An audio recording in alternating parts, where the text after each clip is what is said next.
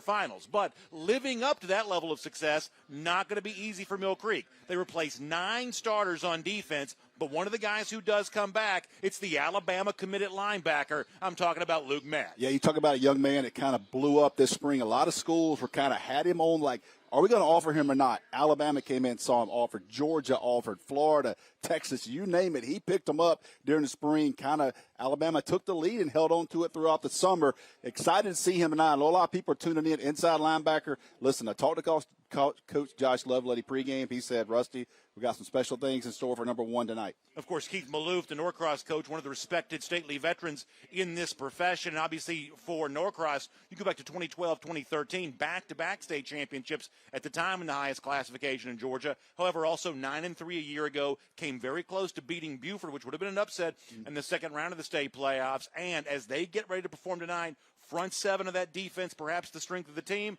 and Carter Lucky, obviously one of those big guys there. 4-star defensive lineman approaching 40 offers. We'll talk a lot tonight about number 23. But for now, it's Kaylee Manziel. She's standing by with both of our coaches ahead of kickoff. Kaylee, go ahead and take it away. Hello, all, and welcome to the Coaches Interview presented by the International Brotherhood of Electrical Workers, Local 613. I'm Kaylee Manziel with our head coaches for tonight, Keith Maloof of Norcross and Josh Lovelady of Mill Creek. Okay, Coach Maloof, I'm going to come at you with one you're probably not ready for. My dad has talked about this all the time. You have the 2012-2013 back-to-back state champs, and he told me that you had 61 seniors at one point on that team. How in the world did you manage having that many seniors? Well, we just, we were able to do it. They all got along. This day and time is hard, but we managed it. And the thing about that group, and a lot of groups, because we average 35 to 40 seniors a year every year. Wow. So 60 was a big number for us, and we enjoyed it. The kids embraced it. And even the kids that didn't step on the field, colleges recognized that they were in a program where these guys are going against, in practice against really top-notch football players. And a lot of guys got to play college football even though they didn't step on the field much. And we were just real proud of that. Coach Lovelady, you won your first matchup against Lambert, 52-26. What surprised you most about your team in Game 1? We had 9 new starters on defense, number 1. We got to figure out ourselves. We had a quarterback back with Shane. We had 3 receivers, so a lot of new faces out there. Just seeing how they gel and what we're about. You hear that? Sorry, I don't know if that mic's working or not, but I have you from now on. Okay, I got you, Coach. All right, Coach Maloof, your programs have played 17 times. I know just from watching you guys conversate that you have a lot of respect for one another. Why continue to schedule this matchup? Well, I want our guys to play tough competition. Before we were in the same region. Now it's kind of separated a little bit. But we have to play tough competition early in the year to get ready for playoffs, to get ready for our region, because our region's tough. And, it helps us down the road, because when you play early tough games, it creates a little bit of who you are, what identity you are. These guys are writing their own book right now. And I've told them, I'm not going to play somebody that we're going to go beat 50-0 because it's not going to do us any good. Josh and I, we've grown up in Gwinnett together, and he's created one of the best programs in the state of Georgia, and we feel like we have one of the best programs in the state of Georgia. So why not play when you got top-notch kids going against top-notch programs week in and week out? Speaking of top-notch kids, cornerback Connor Faber spent much of the season last year injured, but in his Game 1 last week, 2 fumble recoveries, a scoop and score, 9 tackles. How different is the defense with him back at full health? Well, Connor plays linebacker, outside linebacker for us, and then really 2 guys, Yotris Mize and Connor Faber, both didn't play the junior year because of injuries. And you never know when a kid has a really tough injury like that, especially junior year, going to senior year, what you're going to have. Is he going to be kind of timid on it? But Connor had a great game last week. He's had a great summer for us. So is the Mize, our kid that's the corner. So we're really excited to, it's kind of almost like Christmas. You're going we don't know what we're going to get. It's kind of like when you opens it up when the kid's been really gone for a year and a half, when you got an ACL and things like that. So we're excited to have those kids out there. That's been a bonus for us, and we're just excited to maybe have the opportunity to go 1-0. Coach Lovelady, Coach Maloof, I can't even tell you how grateful I am. I get both of you and your teams, and only just week 2. Excited to see what this game holds. Guys, we've got kickoff coming up right after the break.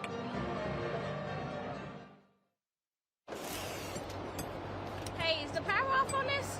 I don't know. Just take it off. Safety violation. Unsafe work conditions. In the construction trades unions, Safety is our highest priority, and we train you to recognize and speak out on unsafe working conditions so that everyone arrives and goes home safely. Learn in construction at GeorgiaConstructionCareers.com. Beginning the morning you opened your eyes, we spent every waking moment preparing you for the day you'd leave our nest. Whether it's driving to practice or helping with homework, it's all prepared you for, what am I going to be when I grow up? Will you be ready? After much thought, I made my decision to take my talents to the IBEW Local 613. The International Brotherhood of Electrical Workers is not simply a job, it's a career. Visit IBEW613.org to begin a new future today. Basic combat training is a 10-week experience that will challenge you both physically and mentally. Each phase of your training will introduce you to new soldier skills, building and advancing them along the way. You and your fellow soldiers will work as a team to accomplish each mission, overcome each obstacle, and earn the right to wear the black beret of an Army National Guard soldier. Great teams are committed, focused on the details, and work hard to be their best. From practice to games, right down to their gear. Your field is a critical part of the game that allows your athletes to showcase their athletic abilities. Sports Turf is committed to bringing your team innovative sports surfaces with unparalleled performance. You bring the vision. Our team brings it to life.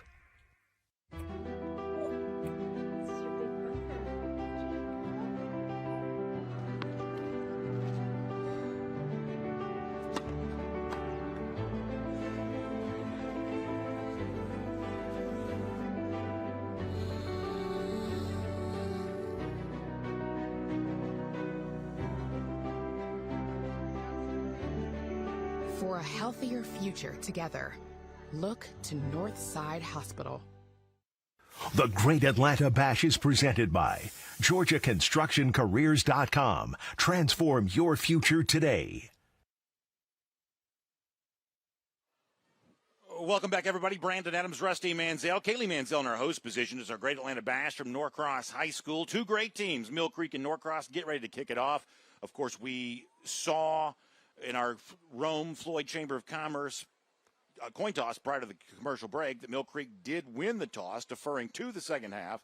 And that means we'll get a chance to see Mill Creek kicking it off right here. As we get ready to get started tonight, one of the biggest Mill Creek fans of them all, Reese Lovelady, the daughter of the coach Josh Lovelady for Mill Creek, not able to be here tonight, a little under the weather. But we want to say hello to her. And we know she's watching on TV and rooting hard for this Mill Creek team here tonight. You're talking about there's Caleb Downs and there's Reese Lovelady. That is the two alumni you're going to talk about in 10 years from Mill Creek High School. She runs that place. So, Reese, we miss you, and we'll see you next time. But good luck to your Hawks here tonight. And speaking of them, here's Brady Lane. 5 touchbacks last week.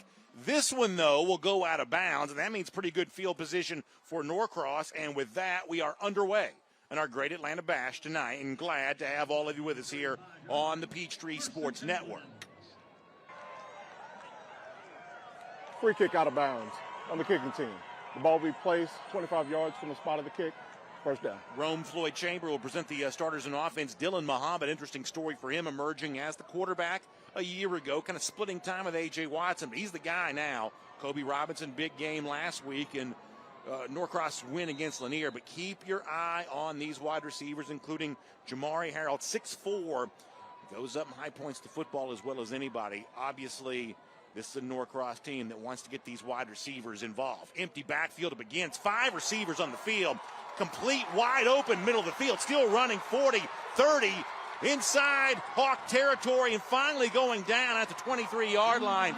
Big gain to get things started here for Norcross on offense, and that's Deshaun Clark who makes the big reception, and the huge gain to put Norcross in business. With that, we'll take a look at Mill Creek's starters on defense, also brought to you by the Rome Floyd Chamber of Commerce.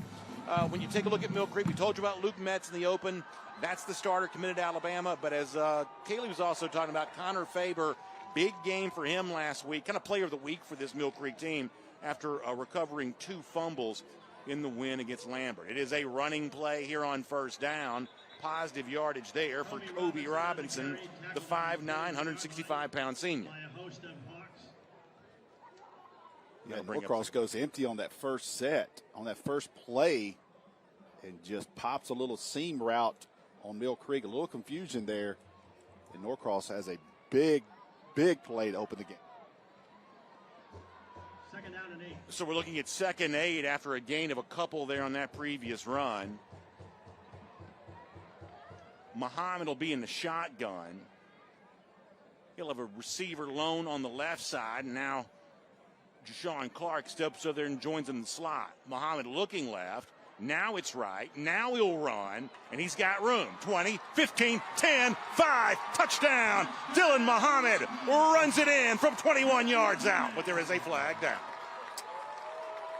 Brandon, I talked to Coach Lovelady. They were going to spy him with Luke Metz. You're going to see Luke Metz do what he's supposed to. He shows, but the athleticism of Muhammad gets outside of contain and scores a touchdown. It's probably going to come back, but you're going to see that game within the game tonight. It's going to be Dylan Muhammad against Luke Metz. While we're waiting on the official word here, let's shout out our officials. Brought to you by the Governor's Office of Highway Safety. LeVar Guilford's our referee. He'll wear the white hat. It's Chad Barr as our umpire. Kevin Farmer, the head line judge. Gerald Douglas is the line judge. Nick O'Donnell is the side judge. So these are some of the gentlemen that will help keep the order for us here, including our first time to hear from them tonight. Holding on the offense. 10-yard penalty from the spot of the foul.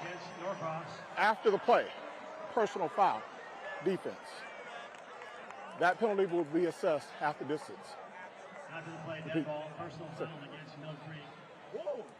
So you'll back up Norcross on the holding penalty.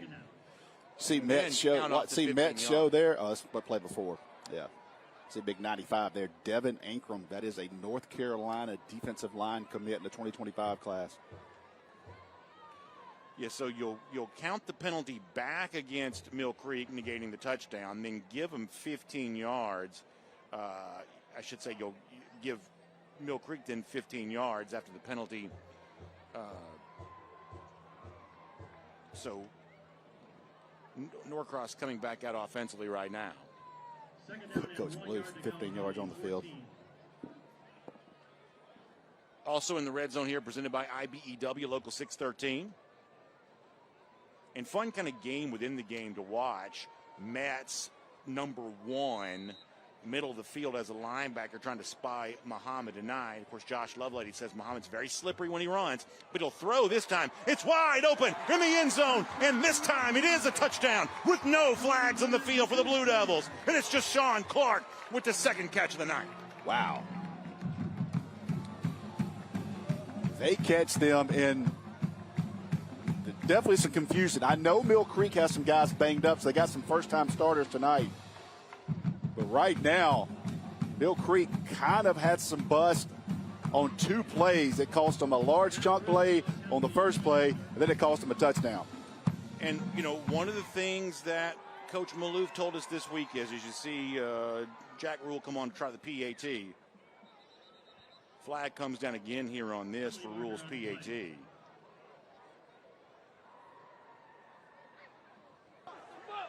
False start on the kicking team. 5-yard penalty. Replay to try. So you'll back them up and force them to try the PAT again.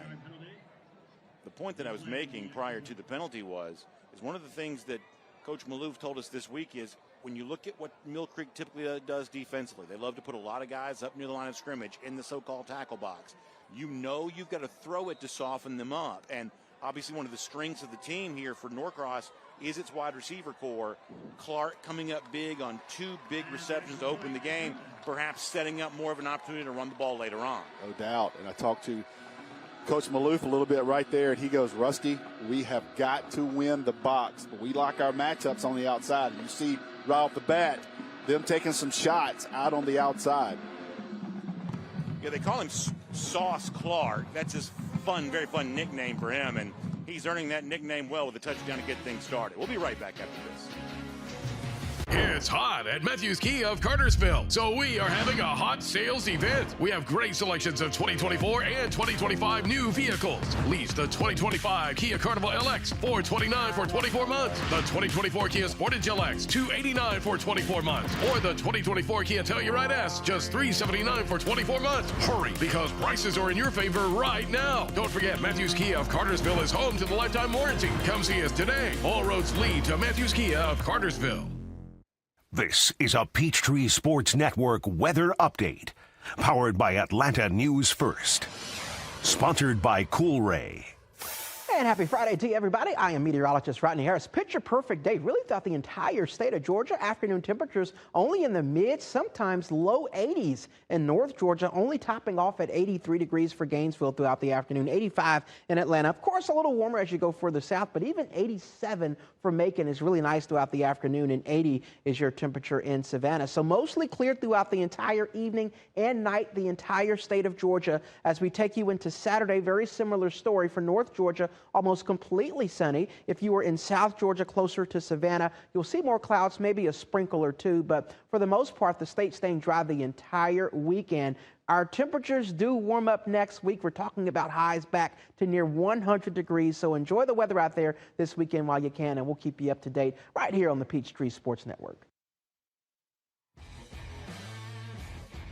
Welcome back, everybody. You see our score, Norcross on top of Mill Creek, 7-0. Blue Devils come marching down the field very quickly. Two big Deshaun Clark catches. The difference here, and now Mill Creek gets its chance to respond. You see back deep to receive for Mill Creek. The running back, Daniel Smith. Rule's kick is going to be able to be returned right there near the goal line, but not getting back to the 20-yard line. Good job on special teams to bring down Smith. And that's where the Hawks will get into business offensively. And for the starters, Mill Creek offensively, brought to you by the Rome Floyd Chamber of Commerce. Shane Throgmartin enters his second year as the starting quarterback, and what a season he had a year ago, and built on that with his season-opening performance against Lambert last week. Daniel Smith at running back, also big game, nearly 200 yards rushing for the Hawks, but the strength of this team right now might be that big offensive line, and what else is new when you're talking about Mill Creek? You talk about it starts with head coach Josh Lovelady, former West Georgia offensive lineman, and you're always going to have a really good product. Got a cheap 5 yards there. Norcross not going to like that. Saying the center moved his hand, but I believe this is going to go against Norcross. Encroachment on the defense. 5-yard penalty. First down. You hear the Norcross side. They definitely thought it was the center. Yeah, you certainly got plenty of an indication on that. And it will be 5 yards on the penalty, and Throgmartin sort of showing his veteran status here, the senior. Bigger this time than he was a year ago. Probably put on about 10, 15 pounds over the course of the offseason. And they'll hand the ball to Smith here on first down. Smith gets up near the 30-yard line. So near another first down for the Hawks after 196 yards rushing against Lambert last week. And, of course, for Norcross defensively, we told you about Carter Lucky in the open. That's the brother of current Georgia player Lawson Lucky, the son of the former Dog Mike Lucky, obviously the Lucky triplets that a lot of Georgia fans are very well aware of. But they'll have three defensive ends in the game a lot tonight to go along with Lucky. Jaden Abdullah, Jalen Brown kind of there as well. Probably the front seven of this defense, maybe the overall strength. Throgmartin takes a high snap and then throws it complete near the 40-yard line.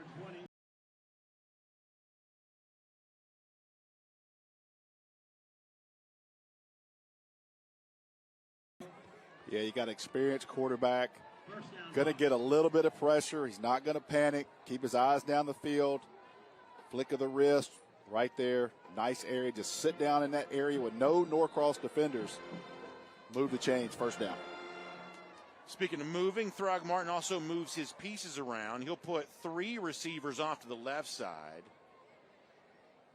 No deep safety right now for Norcross. They creep up in what looks like man coverage. That's in the game right now. You see the handoff going Smith's way again. up to about the 43. A school this size, Brandon, you really don't see kids play both ways. But you see Luke Metz are using him both ways. He's inside linebacker, outside linebacker, Alabama commit. He comes in, he runs some H-back. They motion him over right there, number 1. And they run a little stretch play his way, trying to wall off that defensive end. One thing I want to mention, Brandon, a very cool night for late August. That's exactly right. Beautiful very conditions. Cool night. Beautiful conditions here. Don't expect we'll see a ton of cramps tonight as opposed to last week. Mill Creek going bunch formation here. A couple of receivers off to the left. Throgmorton looking around. Time to throw. Gets it off. That's a pass complete. 45-yard line. Slammed down right there. But that's the other tight end, Miles Gindelsberger, coming up with a big reception. He had a huge catch last week. 69 yards for a touchdown. And he's a big part of this passing attack as well, as will Luke Metz, who Rusty was just telling you about. Good protection there. Just a little cross, just a little drag route by the tight end. But Norcross does a good job. No yards after catch. It's going to bring up a 3rd and 4.5, maybe 3rd and 5.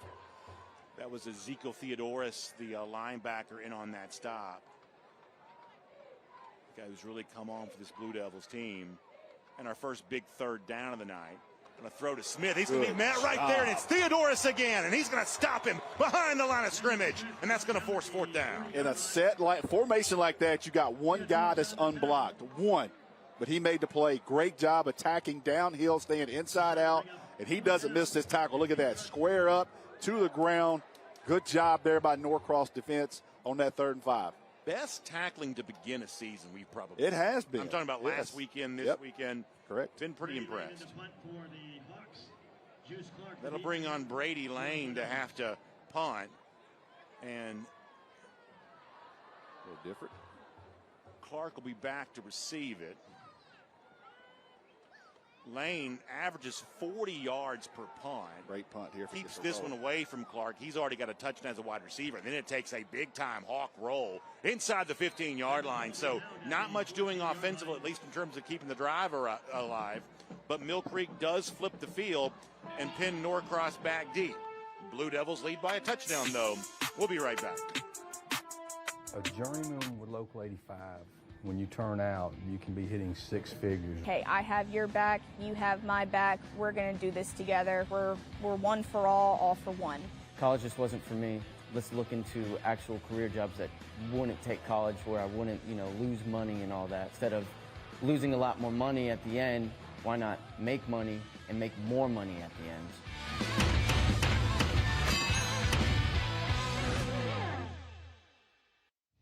Are you interested in becoming a deputy or a jailer? The Gwinnett County Sheriff's Office is hiring and looking for individuals passionate about protecting and serving their community. If you are 18 years or older, join our team by visiting gogcso.com for more information. Gwinnett County, together we can make a difference.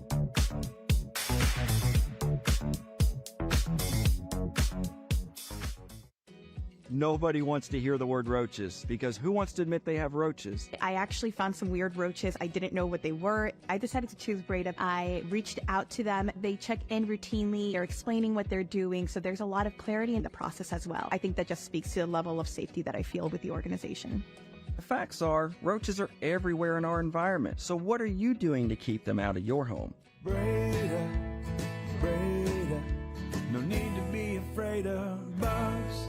The Forum River Center in Rome, Georgia is now open and available for meetings and receptions. We're fully equipped for large conventions, sporting events, weddings, and much more. The Forum is located downtown within walking distance of local restaurants, hotels, and boutique shopping. We offer a variety of meeting spaces, many with beautiful river views. Outdoor venues are available for that special touch. With our adjacent parking deck and a personal concierge on site, your event is sure to be a hit. Find out more at forumrivercenter.com. The GeorgiaConstructionCareers.com Great Atlanta Bash is sponsored by Georgia's Rome, where the rivers meet and the mountains begin. The Governor's Office of Highway Safety. Seatbelts save lives. The Governor's Office of Highway Safety reminds you to buckle up before every trip. The Georgia Elite Classic, Georgia's largest all-star games. And by Breda Pest Management, the official pest control of Atlanta. Welcome back, everybody. A moment ago, Rusty Manziel was telling you about the beautiful conditions tonight, so that gives us a chance to do our personal touch lawn care game time weather update. How about 77 degrees, a little bit of a breeze coming in at 8 miles an hour, totally clear skies. You could not buy better weather than this for our great Atlanta Bash here tonight. Muhammad will throw one first down. It's incomplete. Good coverage that time by Deontris Mize, one of the cornerbacks. That'll bring up second down. Alex Garnett was the intended target. Weather was so nice, I almost went Pat McAfee with a black tank top tonight. Just get into it, Brandon. Boy, he had a fun day. Unfortunately, we don't have quite as much fun. We're not having that much fun on the old high school football as Pat McAfee was on TV for ESPN today. Wonder what Nick Saban thought about that. Oh, boy. Muhammad now looking to roll left. Just going to pitch it out there, and it's a big hit. And the ball came free. It's going to be an incomplete pass. So Kobe Robinson, the running back, was going to get the shuffle pass there. But a big hit lodged that free and going to make it third down. Yeah, too well coached, especially on the defensive side of the ball. Expect a lot of hits tonight. I asked Coach Lovelady earlier, I said, Coach, what do you think? He said, Rusty, it's Norcross. They're going to be spread, and their wide receiver is going to look really good. We have got to – he told me, I said, what do you think about Muhammad? He said, Rusty, he is the real deal. This quarterback is the real deal for Norcross. Still didn't get quite a look at who it was that knocked that ball free, but obviously a big play from Mill Creek. I believe it was four. If that be the case, it's Connor Faber, a name we've already called here tonight. You see Muhammad on the screen there looking at 3rd and 10. Had a big game last week, 250 yards passing, 50 yards rushing. He's going to crank it up and throw deep towards the sideline, but nobody over there. Perhaps a little bit of miscommunication with the receivers, and that's going to bring up 4th down. Big stand by the Mill Creek defense. Yeah, wide receiver there, stopped on the route. He threw it. Another good job there. Defensively, this time, it's for Mill Creek. So Jack Rule will now come on and punt.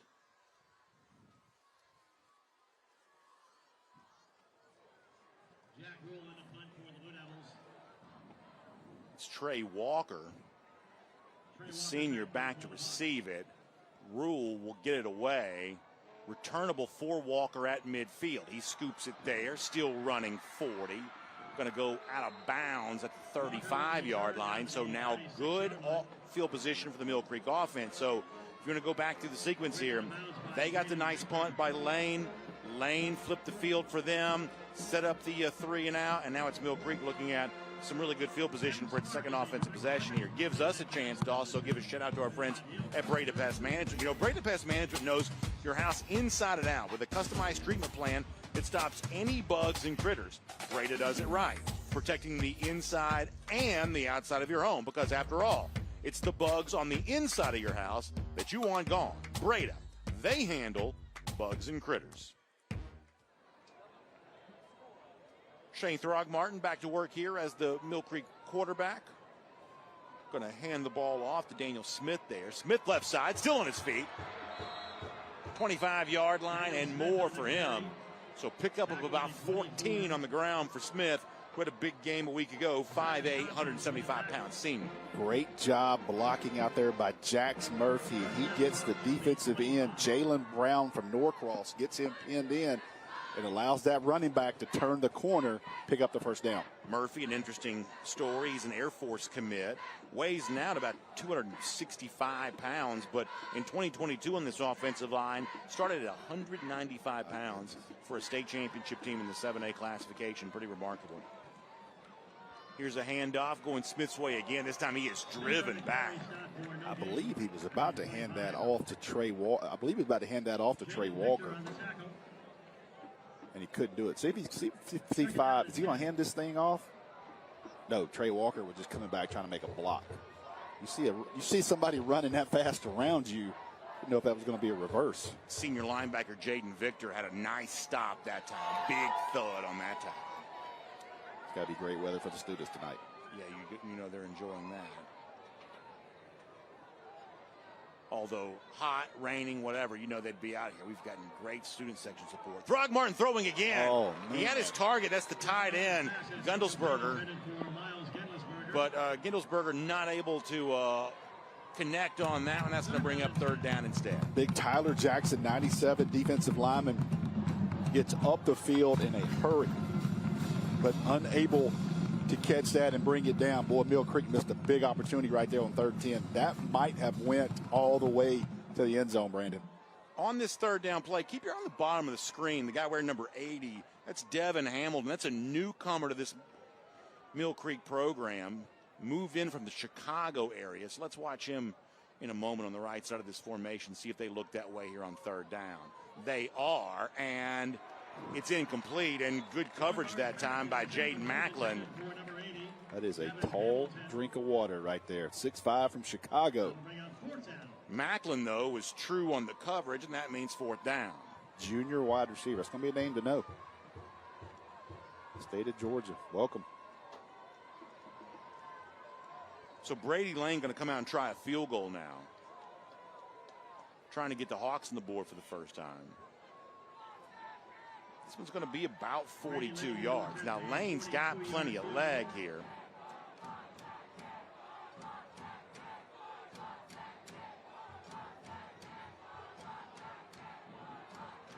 The holder will be the wide receiver, Trey Walker.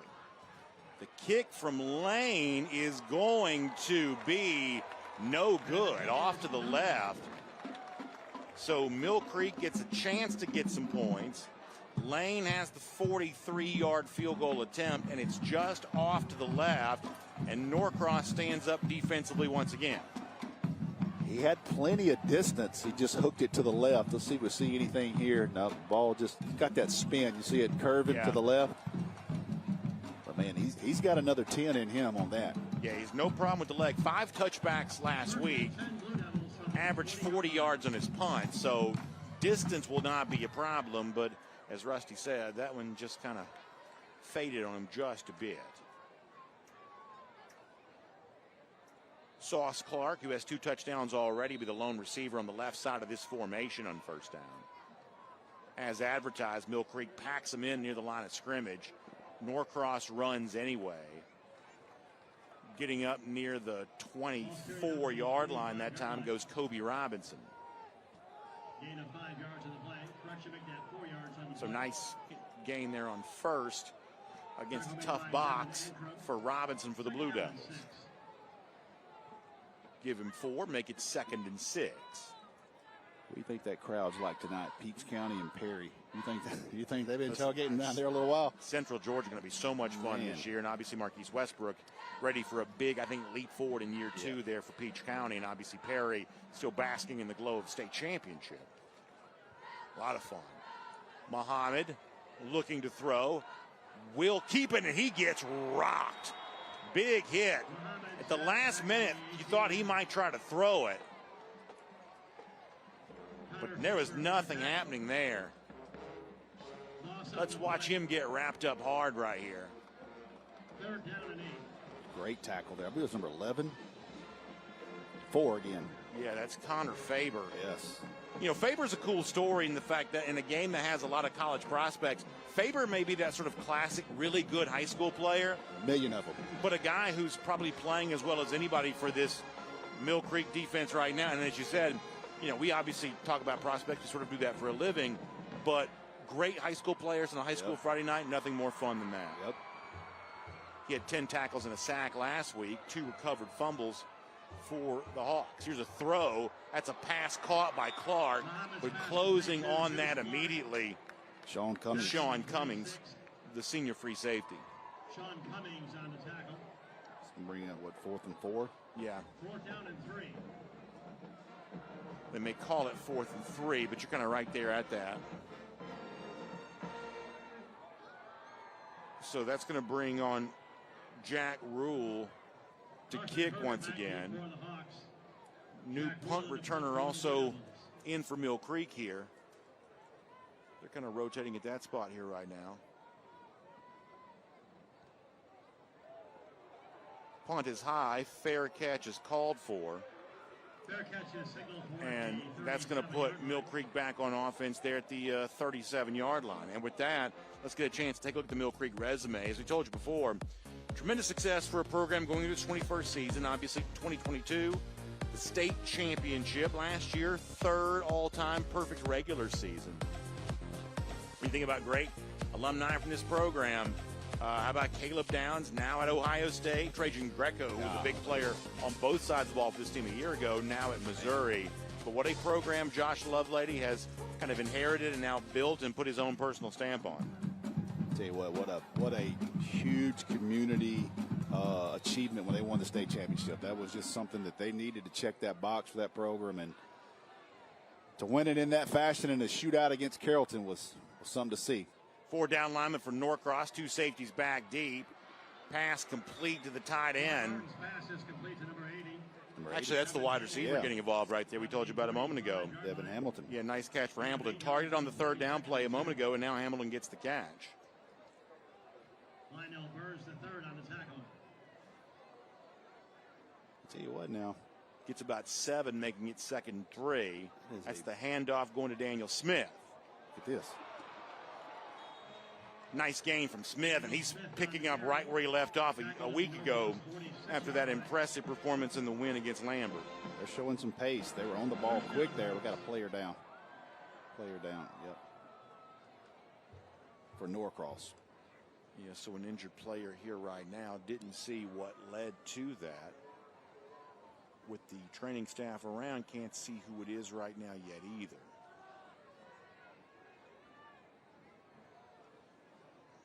But we will take this time to give you an injury report here presented by Northside Hospital. Obviously, one of the things that we do love about programs like this that do it the right way at the highest level, such as Mill Creek and Norcross, you know, they take safety very seriously, player health very seriously. The amount of training staff and medical personnel on the sidelines is always, I think, very comforting, obviously, when any kind of injury situation takes place, just like the folks at Northside Hospital are doing for the rest of us. Get a look there at Josh Lovelady, the Mill Creek coach. Really one of the best guys to talk to. Listen, I've known Josh Lovelady since West Georgia, and I'm telling you, that is a first-class, not only football coach, but a first-class person. Know his family well. Sounds like our girl Reese is had a little excitement there, getting mentioned on TV, and she deserves it. I'll never forget when they won the state championship. Caleb Downs comes and gets her and puts her in the team picture on the field. That's awesome. And I knew right then, like, she's the star. She's the one here. And Coach Lovelady was very excited about her coming into high school and coming into the building with him, so I know he enjoys that every day. By the way, it was James Reed, the senior linebacker, who was injured, but looks like he might be okay. Love the call there, Norcross. Yeah, nice play behind the line of scrimmage. Norcross all over that, wrapping up Daniel Smith. That was Asias Tompkins in on the stop. Yeah, they had that play call because watch him come off the edge right here, unblocked, blitzed right into that call. And I'm going to call out the tackling here again, because when you get a hold of Smith like that, he has made a living out of shaking free the last couple of weeks. But against Tompkins right there, he's not able to do it. 3-by-1 set. Haven't seen this one quite yet from Mill Creek. See if they try to get some numbers at the top of the screen. Loses yardage now on 2nd down. Throgmorton will throw. That is a pass caught.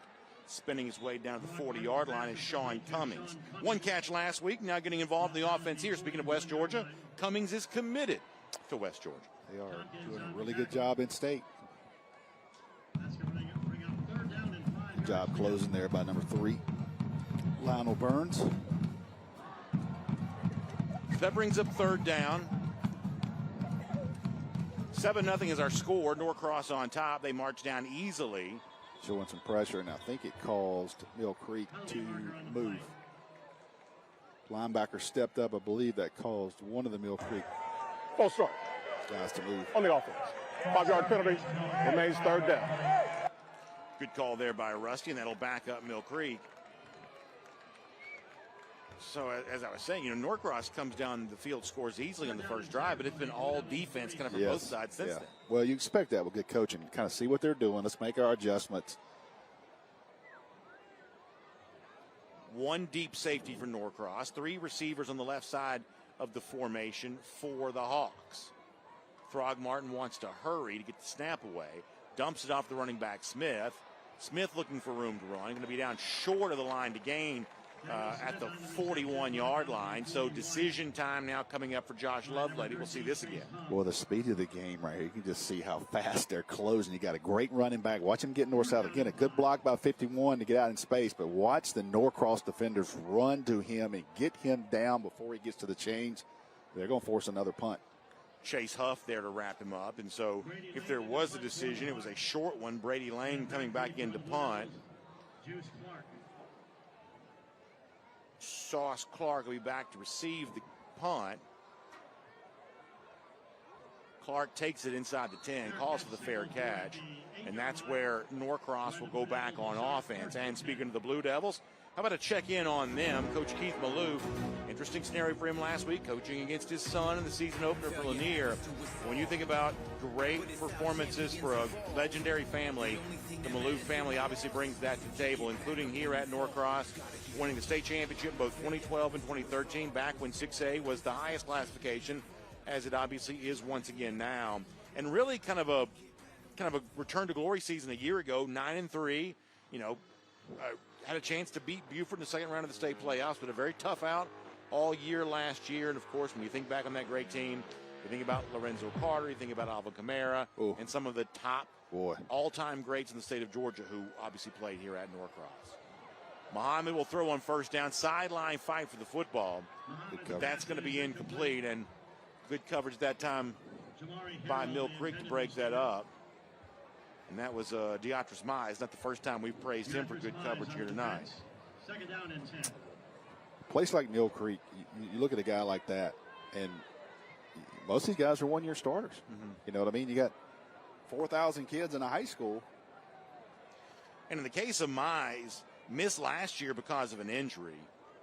Never stepped in and kind of first game full as a starter. You see running play there. 70-plus plays last week. So you may only get 1 year or so to do it at Mill Creek, but when you do it, you got to try to take full advantage of it, which is really what Deatrice Mize seems to be doing for this Mill Creek team here right now. As you saw, Kobe Robinson wrapped up on that running play a moment ago.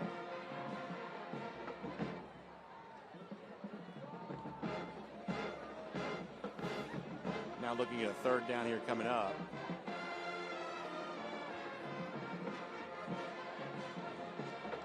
Almost all the way done here to conclude our first quarter. In fact, Norcross will let the clock tick down before they run this third down play. Content to go to the break.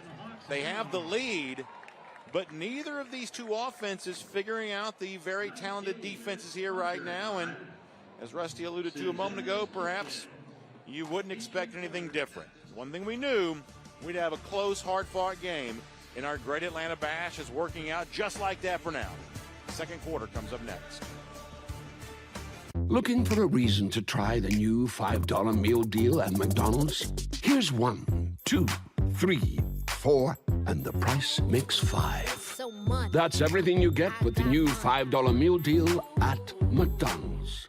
I take caring for my kitty very seriously. So when I found a health monitoring kitty litter, I had to meet the creator. Oh, hi, kitten. Please, I told you to call me Martha. This litter seriously stops odors, and it changes colors.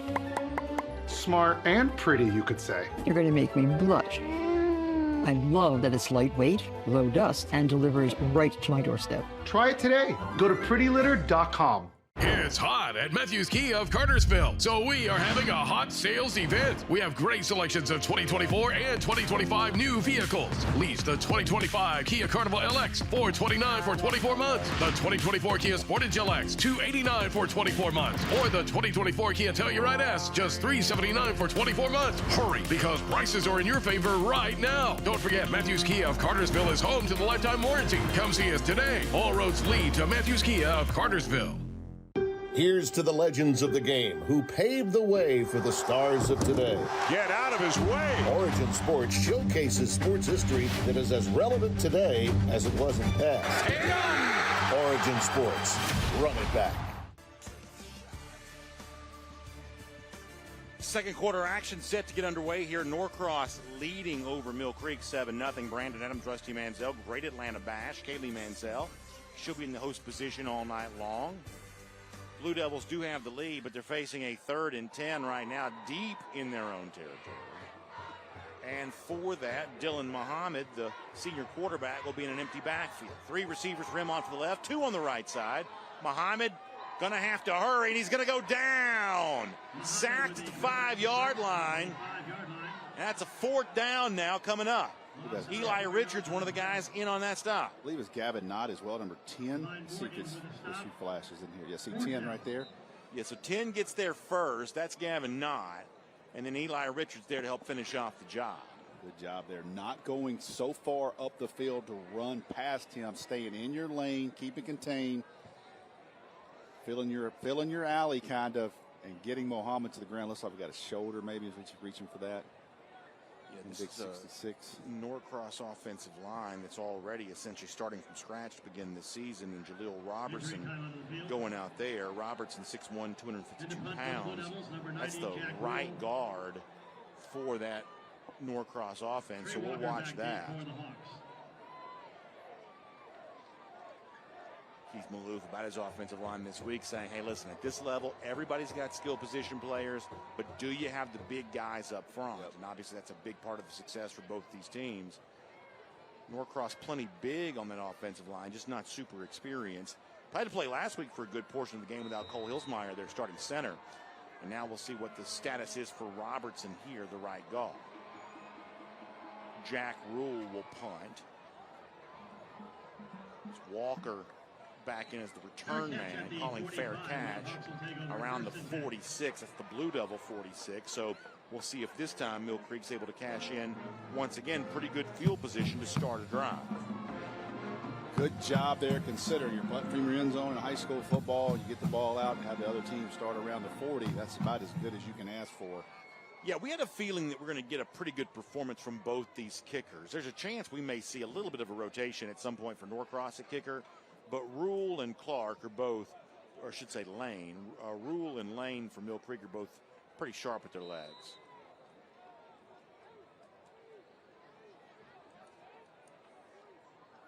Shane Throgmorton back in there. Made a name for himself back in 2022 when Hayden Clark was the starting quarterback, but Throgmorton had to play in the state semifinals. Kind of his first opportunity to earn that trust. It's a handoff on first down, and another big hit by Ezekiel Theodoris, who has been kind of all over everywhere for this Blue Devils defense. Man, he closes right here. He scrapes down the line, and he takes Smith to the ground. You're talking about good tackling now. That was a really good play.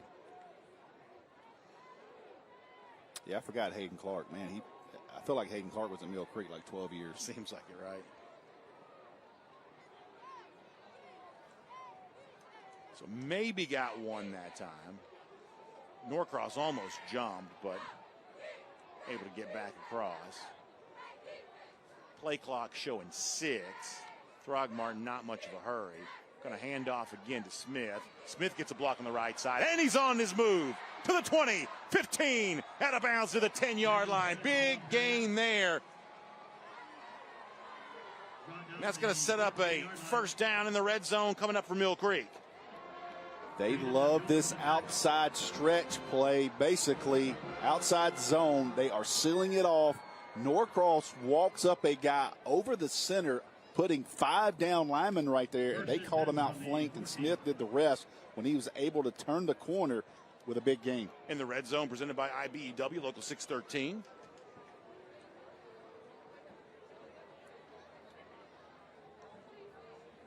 Smith has been a find for this Mill Creek team offensively, and he is still grinding his way.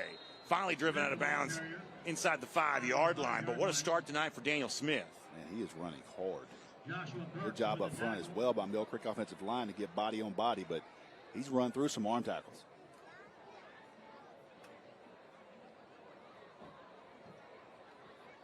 Second down and 1 yard to go. Houston County, man, they were impressive last week. They were indeed. Cool. So Mill Creek can get another first down.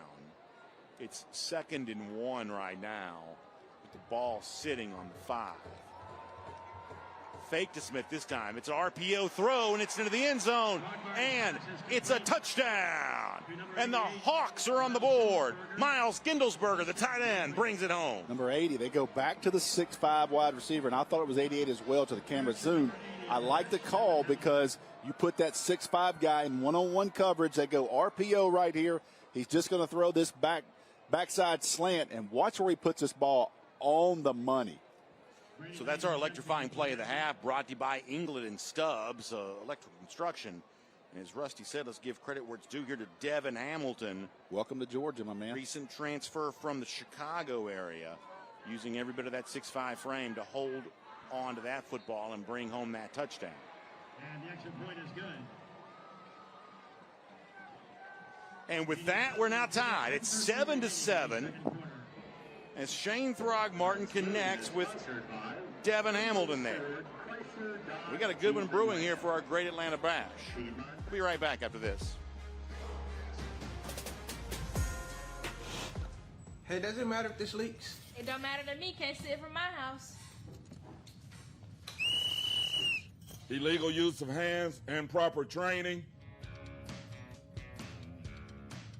GeorgiaConstructionCareers.com has 14 different highly skilled trades with tuition-free training in our certified apprenticeship programs to train you the right way. Find your career at GeorgiaConstructionCareers.com. What happens after you graduate? Will you go to the next level? Will people have your back in the heat of the battle? Will you still train like a champion in pursuit of greatness?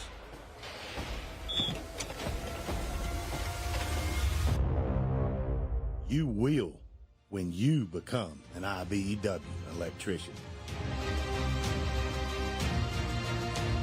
Join our team. Visit IBEW613.org.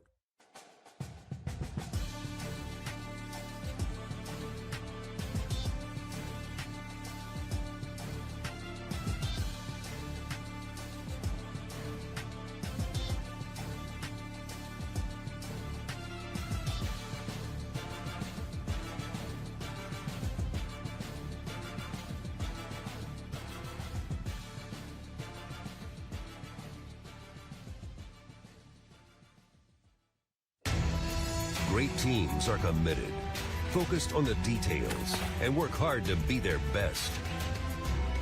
From practice to games, right down to their gear. Your field is a critical part of the game that allows your athletes to showcase their abilities. Sports Turf is committed to bringing your team innovative sports surfaces with unparalleled performance. You bring the vision, our team brings it to life.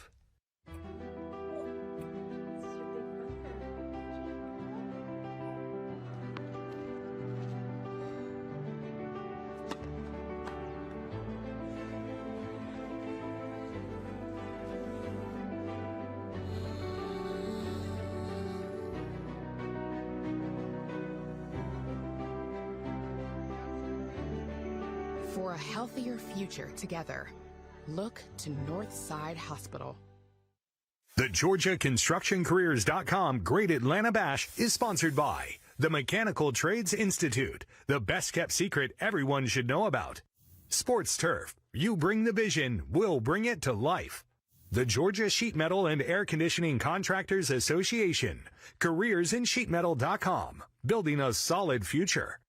Deer Park, visit DeerParkWater.com to nominate your team for the Deer Park Team of the Week all season long. And by the Georgia Army National Guard. Live here, serve here, work here.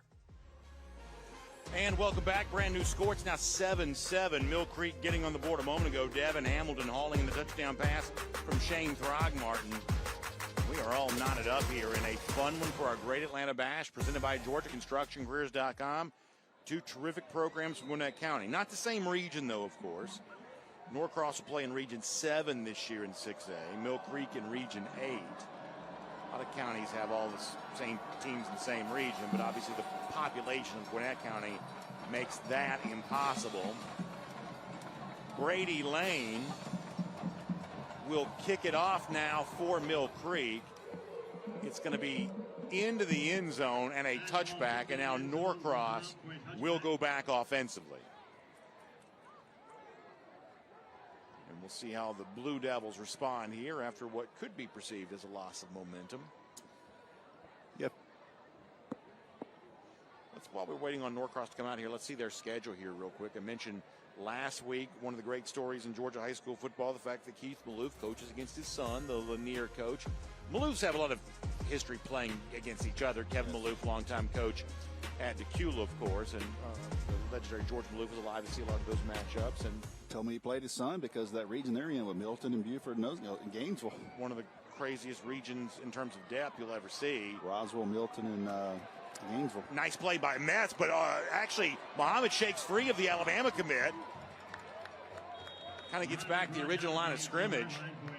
So it looked like that was going to be a play behind the line of scrimmage for Metz, but Muhammad, showing some of that elusiveness, does shake free, but then eventually corralled by the rest of the Mill Creek defense. That's just about gets him 2 of them as he runs through that arm tackle. Still get him down for a loss there, but it could have been a bigger loss. They've not been up the upfield a little bit. Shows the strength of Muhammad. So lose a couple to make it 2nd and 12.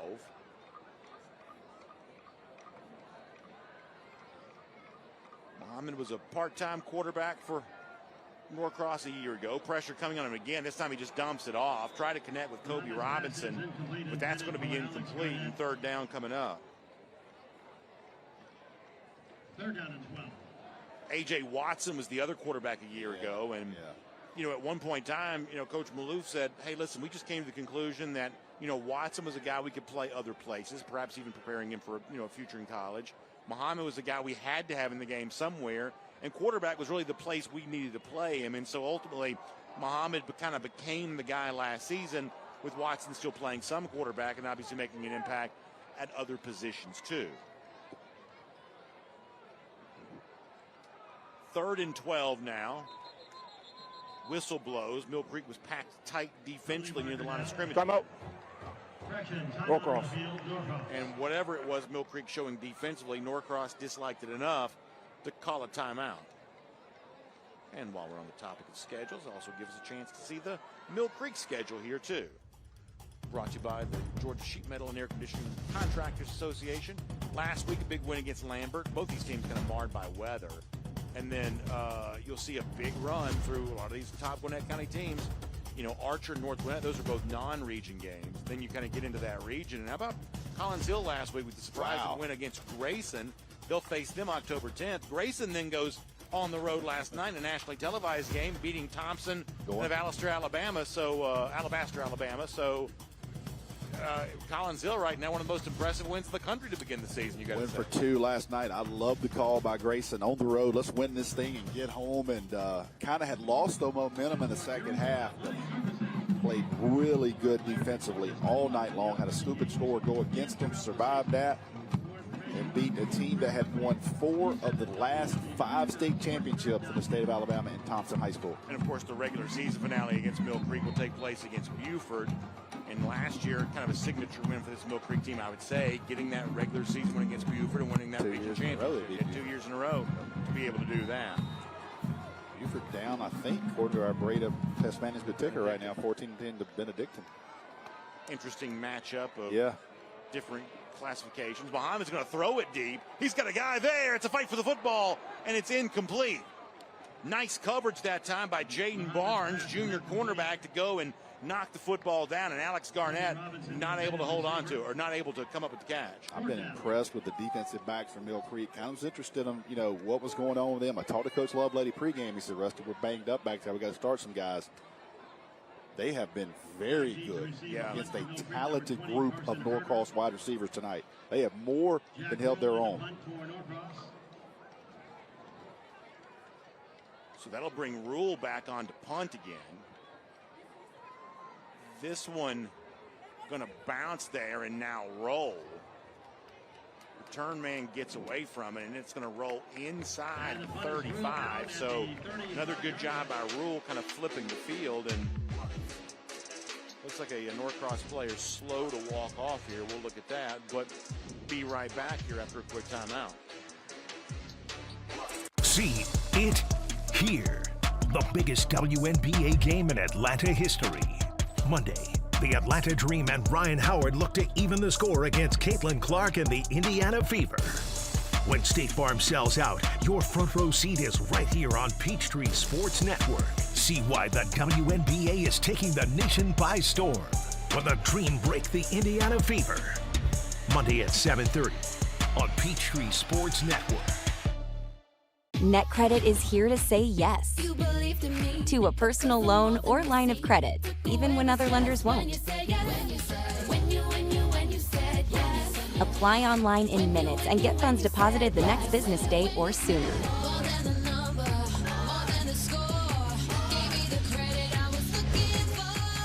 Go to netcredit.com. NetCredit. Credit to the people. It's hot at Matthews Kia of Cartersville, so we are having a hot sales event. We have great selections of 2024 and 2025 new vehicles. Lease the 2025 Kia Carnival LX $429 for 24 months, the 2024 Kia Sportage LX $289 for 24 months, or the 2024 Kia Telluride S just $379 for 24 months. Hurry, because prices are in your favor right now. Don't forget, Matthews Kia of Cartersville is home to the lifetime warranty. Come see us today. All roads lead to Matthews Kia of Cartersville.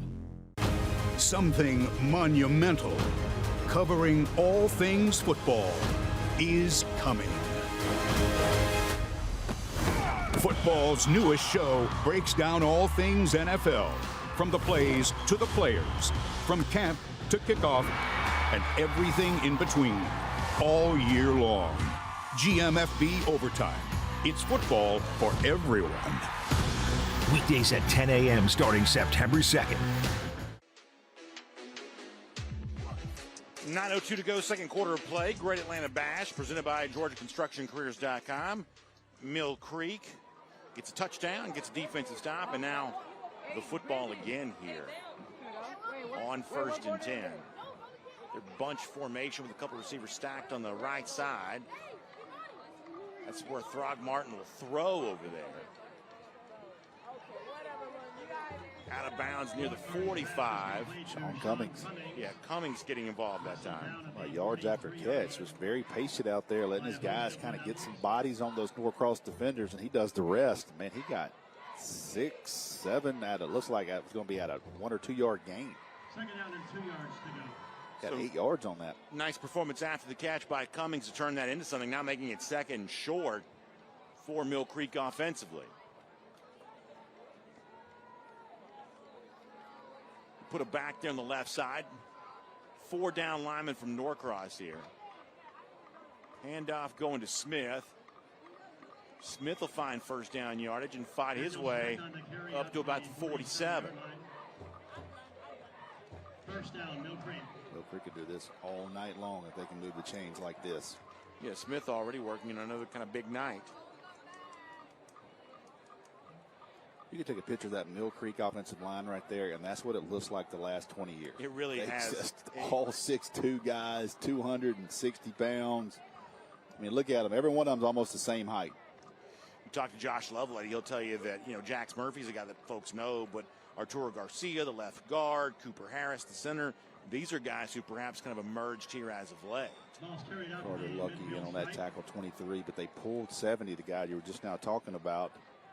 Jalen Hillman, 6'1.5", 315 pounds. You're going to see big boy pull here. Carter takes him on, but still able to pick up about 5 yards on just a simple inside run. Like I said, they'll blue this all night long.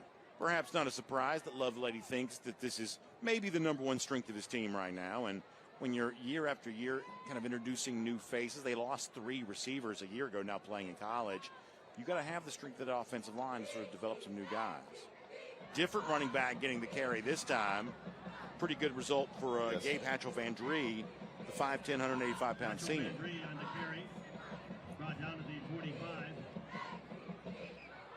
About 3 that time. Look at the body. Look at them turning the Norcross defenders.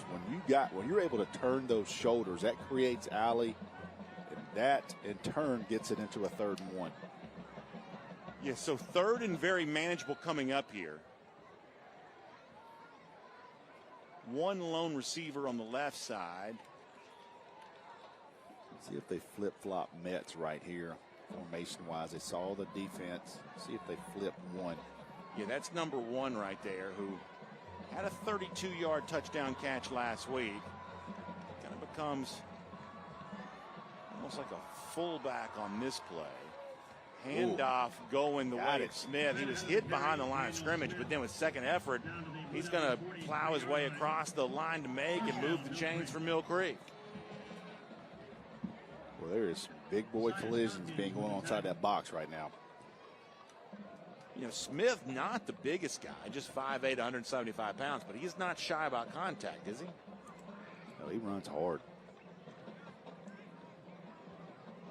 Throgmorton threw for 3 touchdowns last week to win against Lambert. That's the 5th time in his career he's had a 3-touchdown game. And he's got a touchdown pass already today, too.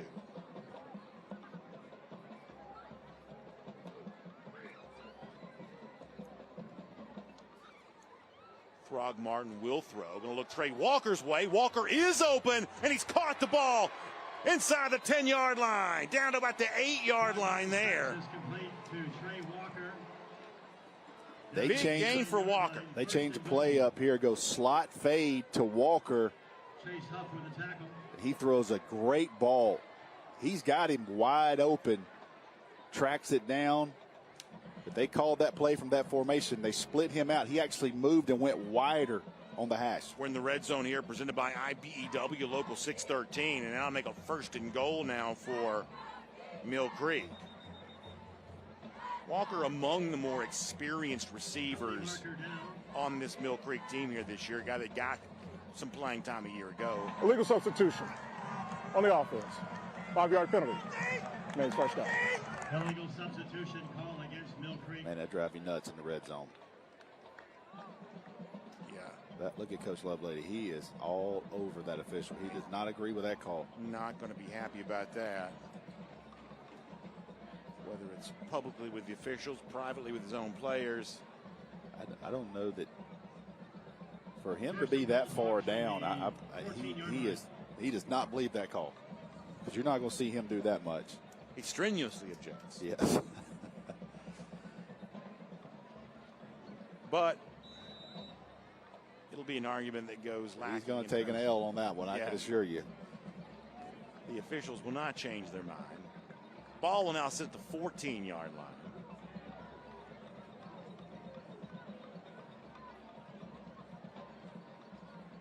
Metz goes in motion, sets up on the left side, becomes H-back there. Smith gets it, darting but surrounded and driven back. Well, I love Zero. Ezekiel Theodoris. He is seeking contact. Great job by Norcross going to that football. Second and goal from the 15. Oh, it's Zero here. Holds him up for his guys to get there. That play was actually made by number 1, Jalen Brown, coming up and taking on that pulling guard. Made him run what they call the hump. And when he ran the hump, Theodoris was there waiting on him. We talked about Brown, you know, he and Lucky defensive ends, and, you know, Jaden Abdullah there as well. Kind of 3 defensive ends. The game wide open. Big hit, but not enough to lodge free the football.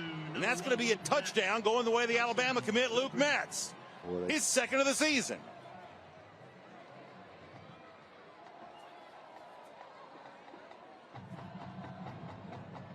Look at him at tight end. He rides that mesh just long enough to get that defensive back's eyes in the backfield, and they sneak Metz right up the seam for a touchdown. Great catch to hold on to that ball as well. Make that our scoring recap presented by Breda Pest Management. Metz had a touchdown last week, finds one here, and now it's Mill Creek on top with Brady Lane set to try the PAT.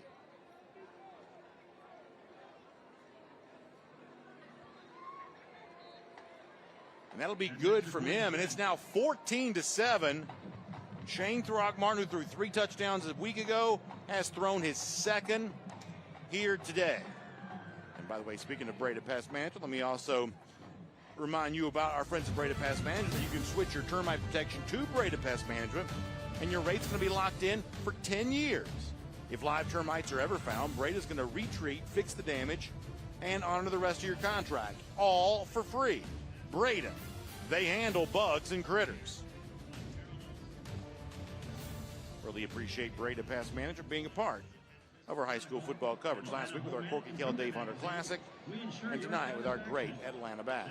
Some of the regional matchups, our team, the state of Georgia, out and about playing Milton down at American Heritage. Had a call last night. Hadn't had a call in a long time from Sonny Michelle. He says, hey, I said, what's going on, man? He goes, tell me about Milton. I said, well, it's good to talk to you too, man. But, you know, he takes a lot of pride where he's from, American Heritage. Right now, Milton is up 27-16 in the second half, so good luck to our state of Georgia teams out on the road. Yeah, Milton obviously loves those kinds of, national travel situations, like a lot of Georgia teams. Gainesville was in Alabama this week. We talked about Grayson earlier. They were playing Thompson. Milton down there to see American Heritage. Obviously Georgia teams bring a lot of cachet, and so therefore you're going to have a chance for these matchups. The team we saw last week, Prince Avenue, is at Mallard Creek tomorrow up in North Carolina. They're actually playing them in South Carolina, but they're up there tomorrow, so another out-of-state matchup for our teams. Yeah, one of the bigger programs in the state of North Carolina. A team we saw play Buford, was it last season or 2 seasons ago? Might have been 2 seasons ago. Brady Lane back to kick off again. This one going to be short enough to be returned. And Clark's going to fall down inside the 5-yard line. Bad break there for Norcross.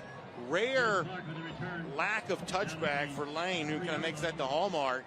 But sometimes there's something to be said for kicking the ball to the goal line, seeing what happens. In this case, Jashawn Clark, who's been sure-footed all night long, just slips on that turf. See what happens. It looks like he tries to get north to south. Feet comes out underneath from the whole start there. He wasn't down to his forearm hit. You almost wonder, expecting the touchback, if he was just surprised. Yeah.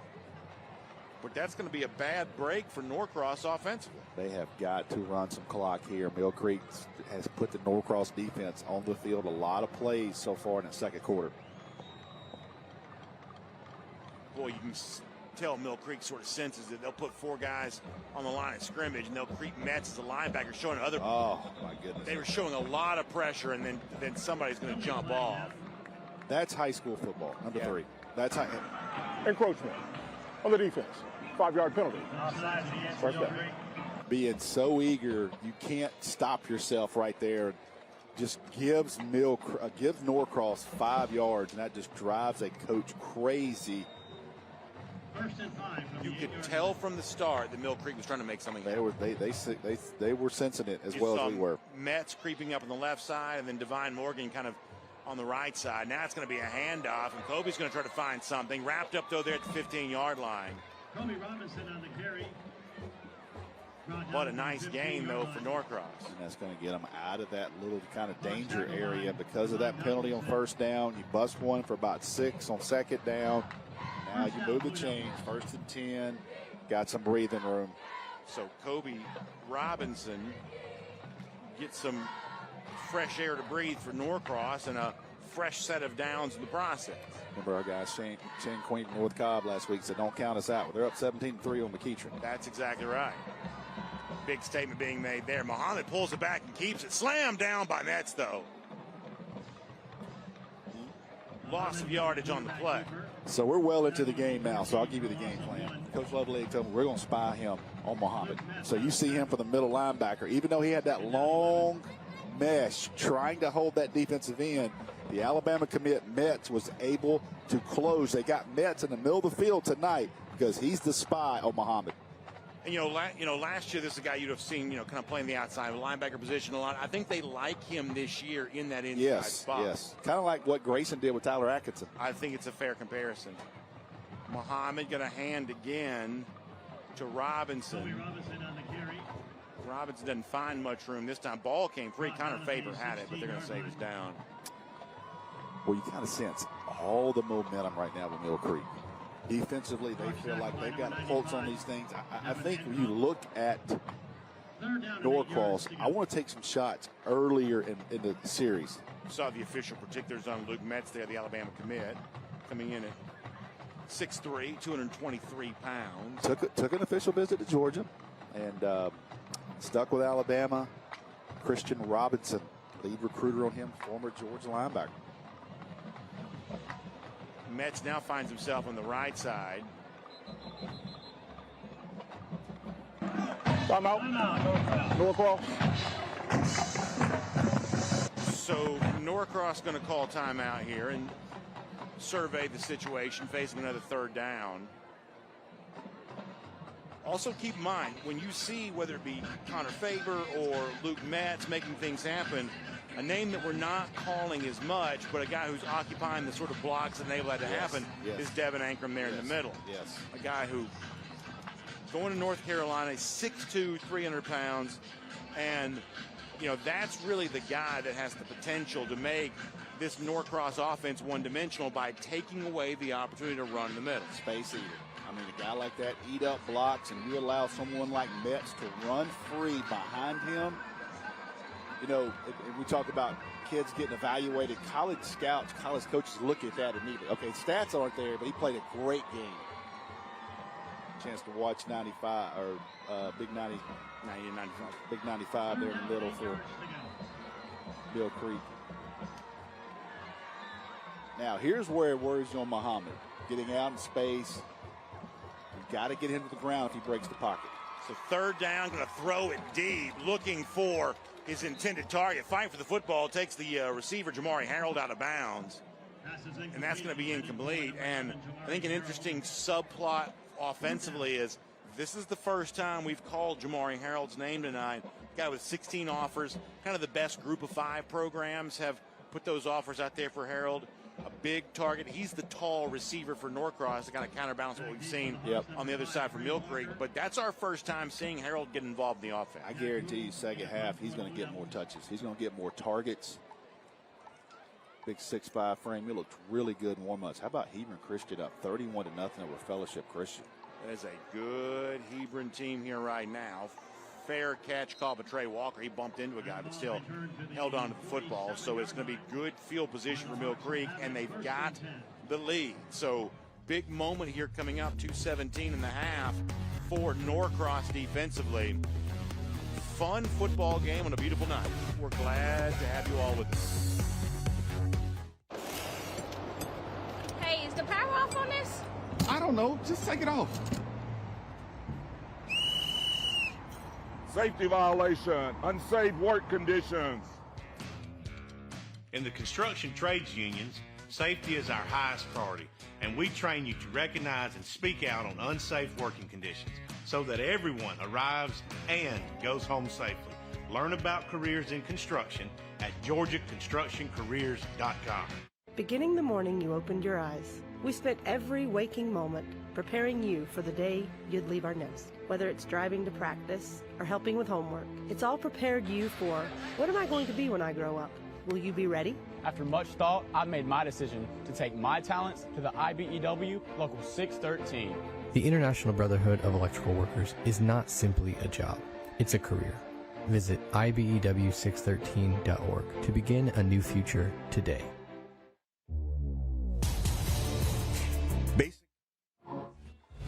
And we're back here playing football again.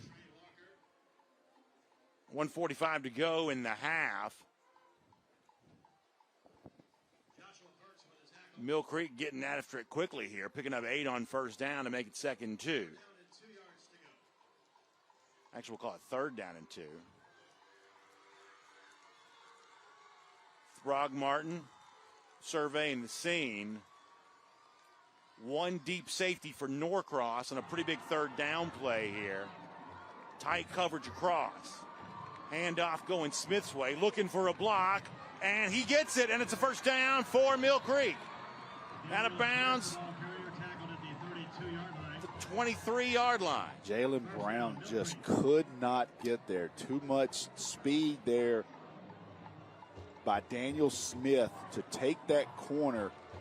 They have ran that play all night long. Just an outside zone, body on body, but that time Smith did the rest. They might run the same play. Instead, it's going to be Throgmorton looking to throw. Got a guy sidelined. That's a pass that's caught over there. Cummings once again. He's kind of lived on that right sideline a couple times tonight. Yep, just a stick route. Just about to get to the stick, turn around, we'll throw it. Picked up 9. You want to work that out of bounds area. Keep your eye on number 80 now. He's already got a touchdown and 2 total catches. He'll be the far right side of the formation, standing tall, obviously noticeable. Norcross looks like they jumped, although they think they were drawn off by Mill Creek. I believe it was a left guard. Full start on the offense. 5-yard penalty. Remains second down. Man, when those big boys start leaning, yeah, it ain't happening. Rare, yes, exactly right. Once gravity takes hold, it's over. Gravity among the many things in life that's undefeated.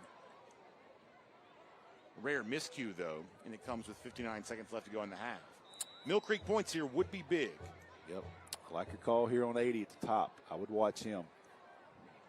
Norcross showing pressure. It's coming.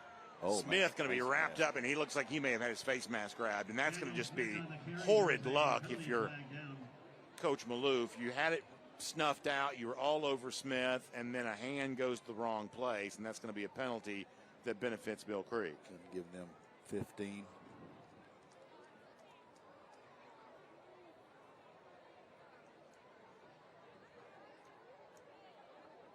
Man, tough play. You had him negative yards. They tried to spread him out and hit him with a quick draw.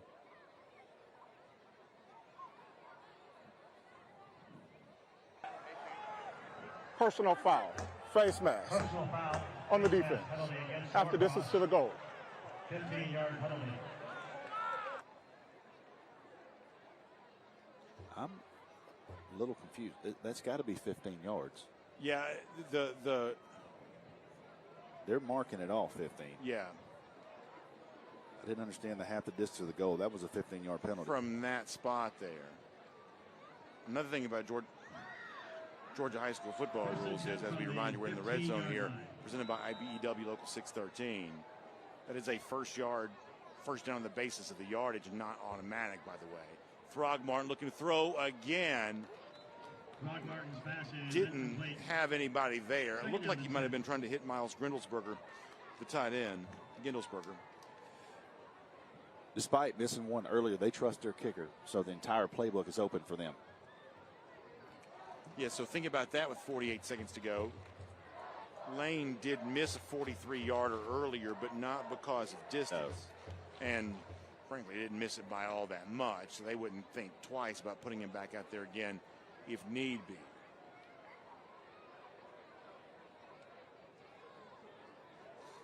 Throwing Throgmorton. Receiver fell down, let's say that. Mill Creek fans may think he was knocked down, but Trey Walker nonetheless left his feet, and tight coverage forces an incompletion. I don't know if the clock ran at all. Was it? 3rd down and 10. So Jaden Macklin had the coverage. So perhaps Mill Creek getting a little hospitality here on the road. Yeah, that was 43 seconds before that play. With the clock remaining at 43 seconds.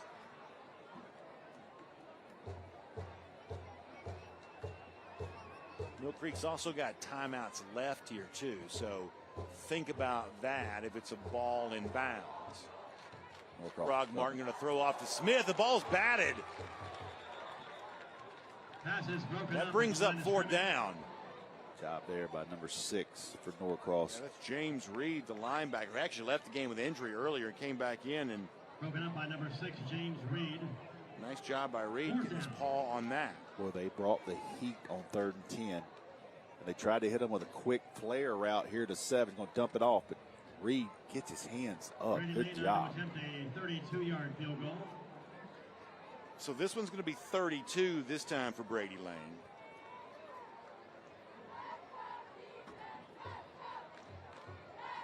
.40 seconds, so Norcross will get the football. So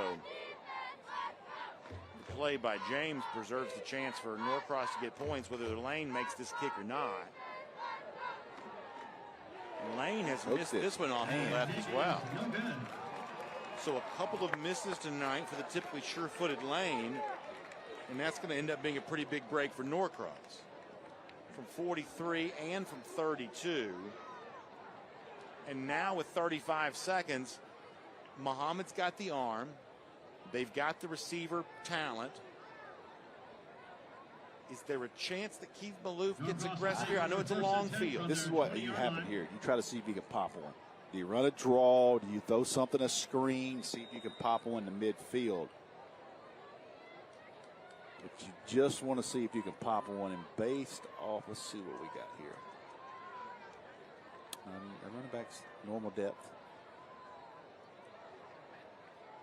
Muhammad will give the running back, Kobe Robinson, the carry. Now they're going the ball. He'll cross the 25, and we'll see if that's enough to coax them into perhaps being more aggressive, picking up 6 on first down. The clock is ticking here. Well, now it stops again. It sits at 16 seconds. Kaylee Mansell, by the way, has you coming up at halftime, but we'll see if Norcross has anything to say before we get there. They're going to hand the ball off to Robinson again. Mill Creek's all over that. Connor Faber, the linebacker, and that's going to probably, they did move the clock back. A little bit of an issue with the clock here on this last little bit of sequence here. We're not seeing. That's going to call it. Yeah, so that's going to bring it in. Worth paying attention to the clock there because a couple of things seem to happen sort of weird on both those final 2 possessions. But one way or another, we end up going to zeros, and it's 14-7 with Mill Creek on top of Norcross. So it's our Great Atlanta Bash presented by GeorgiaConstructionCareers.com. We expected a fun one. It's been as advertised thus far. And speaking of fun, Kaylee Mansell's got plenty of that for you coming up at halftime, too. Thanks for being here tonight. From the Devil's Den, plenty more coming up.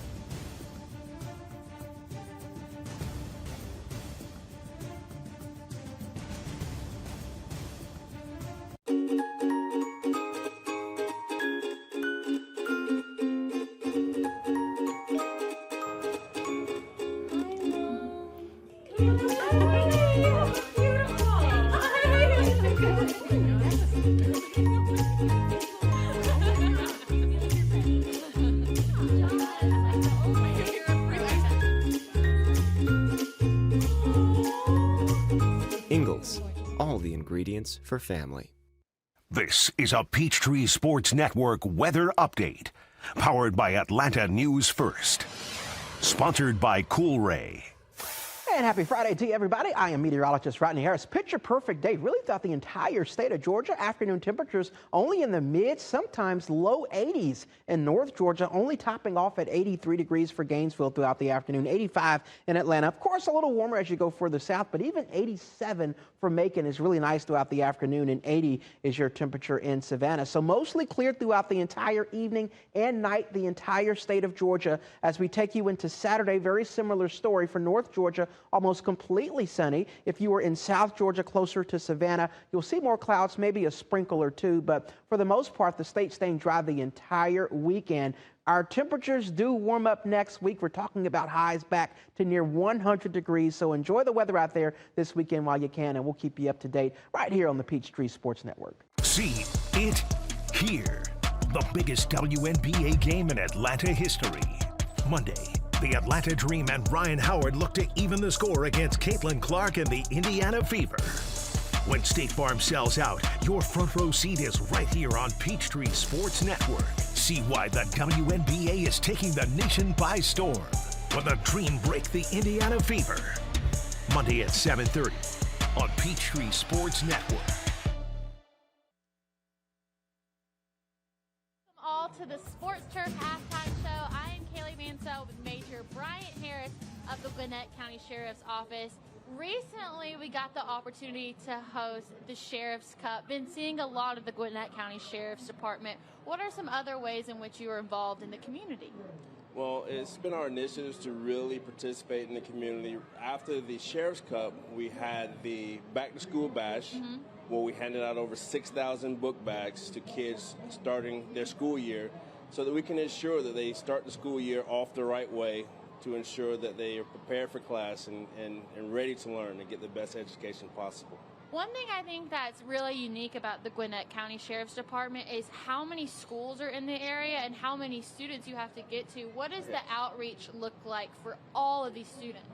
So when you start to think about the outreach of Gwinnett County Sheriff's Office, you really got to think about our mission statement, which is to serve and protect through dedication, professionalism, active cooperation with the community, right? And so when you think about that, as well as respect for human dignity, you can really see the things that are important to the sheriff's office. And we try to go out, meet people prior to having a law enforcement function or interaction. So if we can establish that rapport and maybe build those relationships when we're out for law enforcement functions, they have that trust already and make it a lot easier for us to be able to do what's necessary. And what are the biggest things that you're trying to educate these young people on? That we're there for you. We're actually here to serve the community, and we're your partner as you go through this process. So we have the mental health task force. If we can prevent people from being arrested and give them the care that they need and reduce stigmas and actually partner with the community, we have a better outcome for everyone. So I spend a lot of time on the road, and lately I've been noticing on the interstate and the highway that there's a lot of signs for job opportunities at the Gwinnett County Sheriff's Department. What sort of jobs do you have right now? We're a diverse agency. We have jobs, the career path in the jail. We have the jail officer program, as well as sworn programs, civilian staff. You name it, you can do it at the Gwinnett County Sheriff's Office. It's really a great place to start your career, enjoy your career, and Gwinnett County is that place to really live, play, and work. And if there's anybody at home who's interested in finding out more about these opportunities, where can they find out more at? GwinnettCountySheriff.com. All right, Major Harris, it's been such an honor to have you. Thank you so much for joining us here at the Great Atlanta Bash. But let's go ahead and take a look at the Mill Creek Band presented by Deer Park. Oh.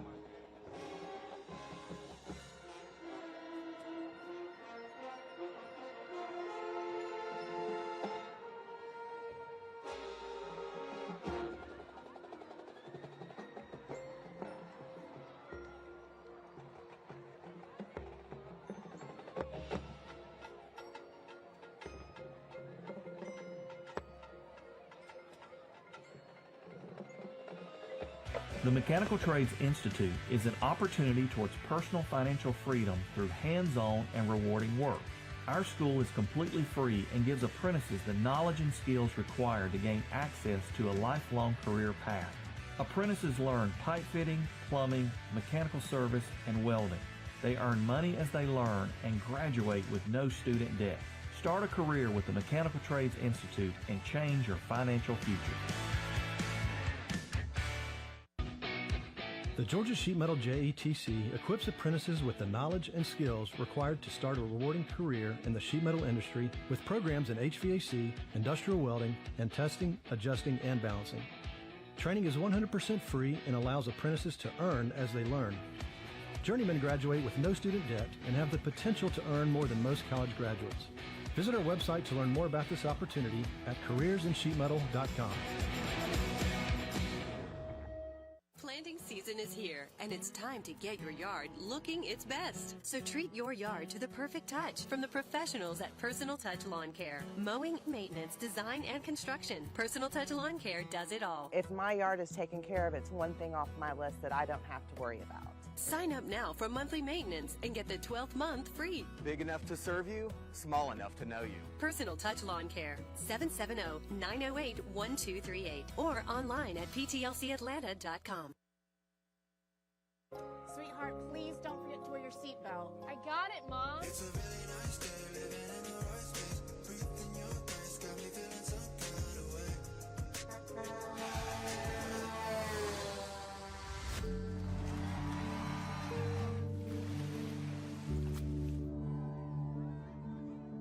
In the blink of an eye, so many tomorrows can disappear. Buckle up for your future. Every trip, every time. A message from the Governor's Office of Highway Safety. Halftime show brought to you by Sports Turf. I'm Kaylee Mansell, and I'm so excited to announce that I'm being joined by Randy Beal, the business manager for GeorgiaConstructionCareers.com. First off, didn't get to talk to you last week. I just want to say welcome back. I know we're also happy to have you. Well, thanks a lot. We were a little sick and feel a lot better, so it's good to be back at home with everybody here. Speaking of home, this trailer is our new home. It is. Our guests have absolutely loved it. I also love that it highlights all the trades and also all the events that you guys get to be a part of with us. Yeah, we're really proud of everything that we sponsor and all the high school events. You know, they're all listed here. I can't name them all, but it is good to have a trailer that, you know, everybody can come in, be in the air conditioning. We even have heat, and so keep the rain off of us. And so proud of our board that, you know, approves all these purchases. And so it's really good. And we're excited what we're doing for high school football. And speaking of events that y'all were a part of, if we flash back to just a few weeks ago, you guys got to also be a part of Georgia High School Football Media Days. There's nothing else like it in the country, but it got to be held at one of the trade headquarters. What was the response and reception for that? Not just from the schools, but also the contractors that were there. Yeah, so first of all, big shout out to Andy Sumter and the Mechanical Trades Institute. Yes. The Mechanical Trades or Mechanical Contractors Association, and the UA, which is United Association of Plumbers and Pipe Fitters. They all, you know, let us come into their center, their training center, and enjoy that day.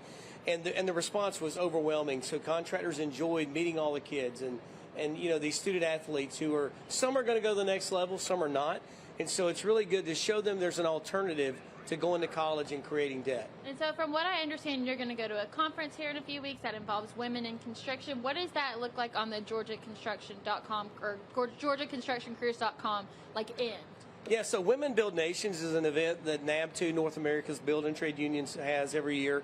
It's the largest conference that we have. Over 3,000 women will ascend on New Orleans. It will never be the same after they leave, but it has been great. We're trying to really improve recruiting and training women into the construction trades. So it's an awesome event. We enjoy it. And it really helps us in that endeavor to do that, to train. You mentioned earlier that the trades is a good alternative for students that maybe don't want to have the next level of education. Why is it a good alternative? Make a lot of money. I mean, you know, we're talking about six-figure incomes, which, you know, may not seem like a lot anymore, but it still is a lot of money. And who says that's not a lot? Things are more expensive, but no, really, it's a good way without debt to make more money than a lot of college graduates make. And so I think we always said we're the best kept secret. I say now that we're the best told truth because we're on here doing this. And so we're going to continue speaking the truth, talking about our scholarships that pay for all the training, and what we can do to really help people that don't want to go to college. And for those people who may want help out there, where can they find out more about this? Well, go to GeorgiaConstructionCareers.com and check out the videos and make an application and start your career today. It doesn't feel like a show without you. So excited to have you back, and thanks for giving us this awesome, awesome trailer. Hey, we're happy to do that. Big shout out to my wife who's at home sick. The team mom, Melissa Bill, she's at home. Get well, honey, soon. We'll see you shortly. We miss you. And with that, we will be right back here on the Sports Turf Halftime Show.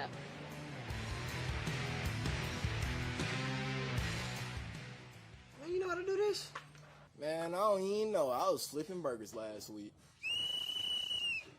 Violation, unsportsmanlike conduct, impersonating a craftsman. Skilled trade unions are well-trained career pros, not part-timers. Construction is a rewarding and lucrative career with the advancement potential, but you have to do it the right way with the right training. Learn how you can be a pro. Find your career at GeorgiaConstructionCareers.com. Beginning the morning you opened your eyes, we spent every waking moment preparing you for the day you'd leave our nest. Whether it's driving to practice or helping with homework, it's all prepared you for, what am I going to be when I grow up? Will you be ready? After much thought, I made my decision to take my talents to the IBEW Local 613. The International Brotherhood of Electrical Workers is not simply a job, it's a career. Visit IBEW613.org to begin a new future today. Basic combat training is a 10-week experience that will challenge you both physically and mentally. Each phase of your training will introduce you to new soldier skills, building and advancing them along the way. You and your fellow soldiers will work as a team to accomplish each mission, overcome each obstacle, and earn the right to wear the black beret of an Army National Guard soldier. Great teams are committed, focused on the details, and work hard to be their best. From practice to games, right down to their gear. Your field is a critical part of the game that allows your athletes to showcase their athletic abilities. Sports Turf is committed to bringing your team innovative sports surfaces with unparalleled performance. You bring the vision. Our team brings it to life.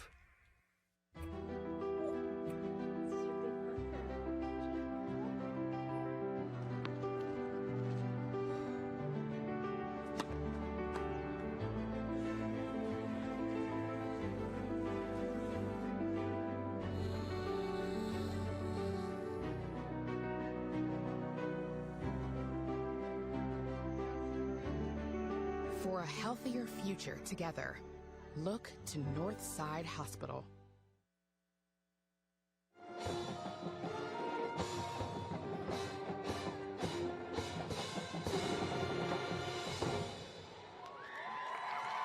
Ladies and gentlemen, your Norcross Blue Devil Marching Band.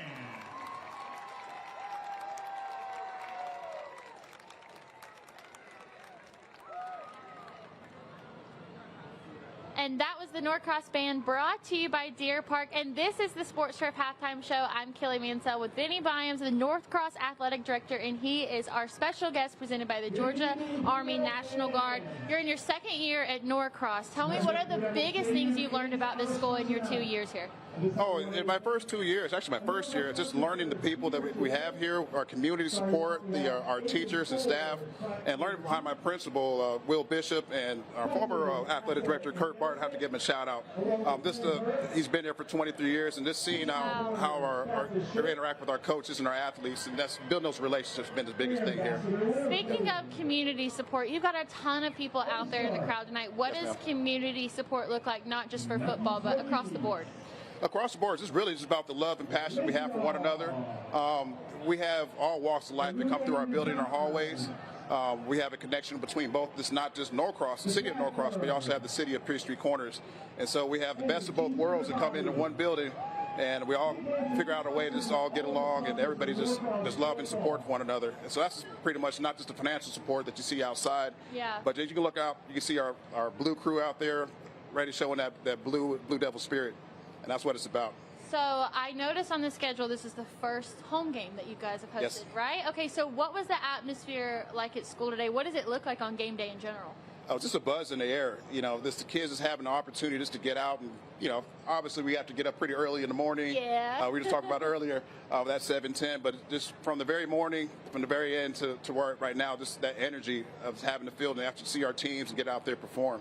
And that's basically what we've been going through all day, throughout the day. Even though we get to be here and watch Norcross high school football, there's also other fall sports going on right now. So what's going on with the other fall sports here at Norcross? Well, our volleyball team is off to a great start. We have some phenomenal athletes right now. We have about 4 girls that are already committed to some Power 5 schools. One's going to St. John's, and one's going to Wofford, and another one going to Cincinnati.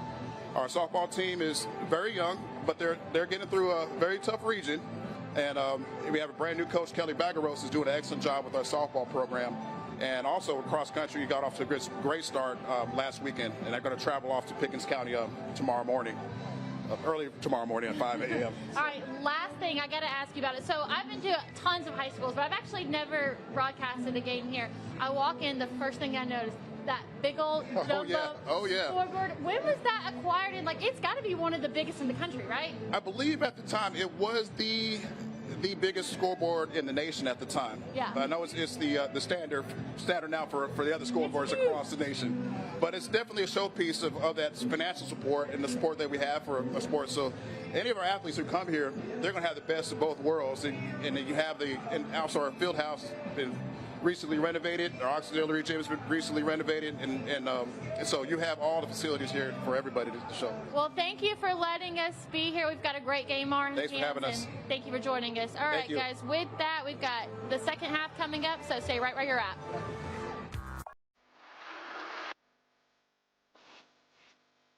Thank you for watching Georgia High School Heroes presented by Ingalls. I'm Chris Bainbridge, and we're taking a look at some of the best players ever to play high school football in the great state of Georgia. This week, we go to Tyrone and Sandy Creek High School. Calvin Johnson is widely regarded as one of the best wide receivers ever to play the game, and it was evident even in high school that his game would take him far. His time as a Patriot would see Johnson net 108 receptions for 2,342 yards and 29 touchdowns. As a collegiate, he became one of the greatest players in Georgia Tech history.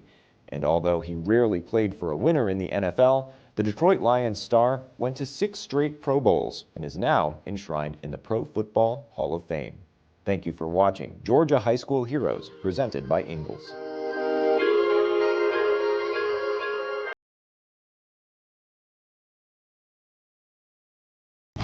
Something monumental, covering all things football, is coming.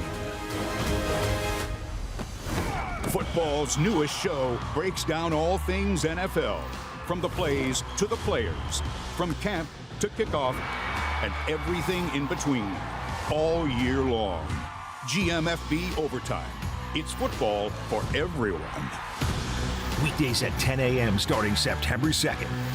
Washington Media Scholars Foundation, proudly celebrating over 15 years of empowering college students through scholarships, career opportunities, and industry connections.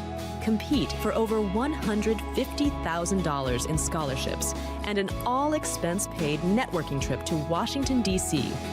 Connect with top media companies, enhance your media skills, and advance your career. Visit mediascholars.org to learn more.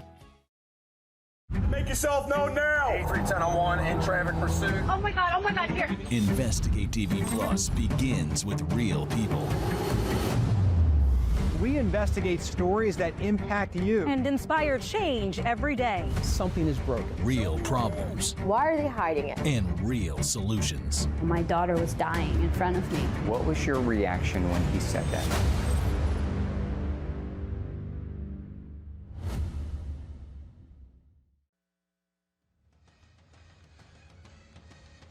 Great look at some of the young fans from Norcross right there, certainly enjoying themselves here. Maybe not happy about the score, but still having a good time nonetheless. We'll also take a look at our halftime stats here. Brandon Dunham, Trusty Manziel. You see the tail of the tape there. A lot more total offense for Mill Creek, and perhaps explaining right now they're looking at a 14-7 lead. Yeah, you don't take long to look down and see 10 first downs to Norcross, only 2, and I believe one of those 2 was on that opening drive. And credit to Mill Creek after the touchdown to begin for Norcross.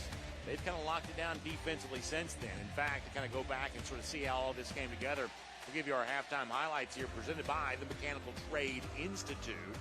Of course, both these cheerleading squads out there having a great time, and a great representation here for our Great Atlanta Bash here tonight. And it was Norcross who would go on offense first after Mill Creek had won the toss and chose to defer their choice to the second half. And Dylan Muhammad would be big early here, connecting with Jashawn Sauce Clark. He was wide open, and that was the game's first points. Clark getting the Blue Devils on the board. A lot of confusion on that first series from Mill Creek. Had to replace some guys on the back end. They had a couple busted coverages. Obviously, they got that fixed on the sideline after that first possession. Mill Creek, though, would get their chance to come back. Shane Throgmorton, in his second year as the starting quarterback for the Hawks, in such control of this offense. He'd throw a touchdown pass here, getting the recent transfer Devin Hamilton, the junior, involved. And the big 6'5" target was there to haul that one in. Yeah, I love that. So far, Hamilton, introduction to the state of Georgia. Young man had transferred from Chicago to Mill Creek as a junior. Throgmorton would not be outdone. Of course, we'll see another look at this going to Luke Metz here, the Alabama commit, a guy who plays on both sides of the ball, obviously famous for being a linebacker, but in consecutive games to start the season, he's had touchdowns. Yeah, they snuck him in there, tight end, just goes up the seam, little RPO mesh, pulls that ball and hits him right in the seam for a touchdown. Good job by Metz holding on for the touchdown. And, of course, that's kind of the story of where things stand here right now. 14-7 is the score. Norcross trailing here, but they'll get the opportunity to do something about that here coming up in the next couple of quarters. Rusty, it's also an interesting night around the rest of Georgia high school football there as well. While we're waiting on third quarter action, why don't we take a look at a couple of these scores of note from across the state here right now. West Forsyth on top of Marietta at the moment. A Paulding County rivalry battle sees East Paulding getting the best here at the moment. Yes. Cartersville on top of Rockmart up there in your part of the country. Big game right there. I think now it's 28-6. And listen, kudos to Rockmart, a AA school. They played Cartersville and Rome so far. Yeah, and so Cedartown. Tough schedule to start. I also noticed this, that Cartersville, who's obviously no longer in the same region as Calhoun, they are going to keep that rivalry alive this year as non-region foes. And we're going to have that game on Peachtree Sports Network. I'm taking you to Calhoun. You're going to love it. First time. Can't wait for that. By the way, we also saw on our previous score graphic a moment ago, still up big, Hebron Christian Academy, a team we saw in our Corky Kell Dave Hunter Classic. Big on top of Fellowship Christian right now. And neither one of those coaches get mad at me, but you start looking at that calendar, and that last game of the year, Prince Avenue Christian and Hebron Christian in the same region. And if you want to keep the surprises going here, Benedictine still on top of Buford right now. We're showing that 14-10 here in the second quarter. Collins Hill fresh off a big win against Grayson, find themselves trailing to Woodward Academy. Obviously, Woodward Academy, one of the best private schools in the state of Georgia. Houston County on top of Effingham County, 16-3. And as you said, Shane Queen's North Cobb team, who perhaps thought last week we shortchanged. Hey, he texted me, let me know. He said, don't count me out, man. So good job there, Coach Queen. Listen, I want to say everybody tip the cap here. Score Atlanta. If you don't have that app, download right now. Go to your whatever store you got, Apple Store or whatever. Score Atlanta. Get that app. It's a great app. It gives you the scores updated all night long. It is the must-have for any Georgia high school football fan. But the score of note for now is 14-7. It is Mill Creek on top of Norcross. It is our Great Atlanta Bash presented by GeorgiaConstructionCareers.com. It is the next phase of our high school football season. Last week, the Corky Kell Dave Hunter Classic. And what a week it was, beginning on Wednesday there at Kell High School, rolling into West Forsyth on Thursday. A little bit weather marred there on Friday from Rome and Barron Stadium, but no doubt we made up for that on Saturday with a quadruple header at Mercedes-Benz Stadium. And next week, our drive for the GHSA state title begins. Cannot wait to tell you more about that over the course of our night. Westlake and Gainesville going to be so much fun. But business at hand here right now, the second half of our Great Atlanta Bash. And you think about the Atlanta area, you think Gwinnett County, a county that's produced numerous state championships. Mill Creek and Norcross responsible for a handful of those. And in our second half, it's Norcross trailing, but also forced to go on defense to begin things. Jack Rule's been a good kicker tonight for the Blue Devils, and he'll kick this one high and returnable to begin the third quarter around the 12-yard line. And quickly responding is Norcross on special teams. And that'll put Mill Creek back on offense. If you're Norcross, you have got to get a handle on Daniel Smith. He has been the guy that has given you fits consistently throughout the night. You have got to be able to stop the run against Mill Creek this first start the second half. See what kind of adjustments they make to this kind of outside zone stretch play they've been running a lot. And been able to block the defensive ends of Norcross and turn this ball up the field without containing. Yeah, that's kind of a battle of strength on strength. This Mill Creek offensive line, obviously terrific. The defensive front for Norcross is also stellar, too. Yes. But it's really been Mill Creek that's kind of gotten the best of that here tonight. You see three receivers on the left side to begin things here on first down. Throgmorton going to hand right side, looking for a block on the short side of the field. Smith makes something out of that. He gets up near the 29. So you're talking about a guy that just can find a seam and get something out of almost nothing right there. I mean, that's the way you want to play that. Carter Lucky shows they set the edge. You got him into the boundary. Brandon, somehow, some way, he picks up 5. We'll keep our eye slippery, on man. Number 23 for the Norcross defense. He'll be standing right there. Yes. At the 30-yard line on the left side of the defensive look for Norcross. That's the 4-star prospect from the class of 2026, the brother of Lawson Lucky at Georgia now, and the son of Mike Lucky, part of triplets that played for Georgia back in the 90s. In motion goes Malachi Miller, hand off to Smith again, and this time he's got a big hole, and he crosses midfield. Finally dragged down there inside the 48-yard line. And Jaden Macklin makes the tackle. Otherwise, that could have been an even bigger game. Man, they double team Lucky, so that means somebody's got to be in that hole. There was nobody to fill that gap. Good job, just a little duo block there on Lucky. They get him out of that gap. Nobody there to fill it. An easy move of the chains, moves it into Norcross side of the field. Got 30 on the carry. Linebacker, someone should have been there on that play. Too easy. Mill Creek's bunched with its formation now. Handoff going Smith again. This time he's going to be hit behind the line of scrimmage. Yep. Good job there. They bring an extra backer right there. You see that senior offensive lineman, Jax Murphy, talking to his guard. A little confusion on who to pick up, but good job there, what you want to see. And I wonder if we're going to see more of that. They're going to bring extra body against this front of Mill Creek.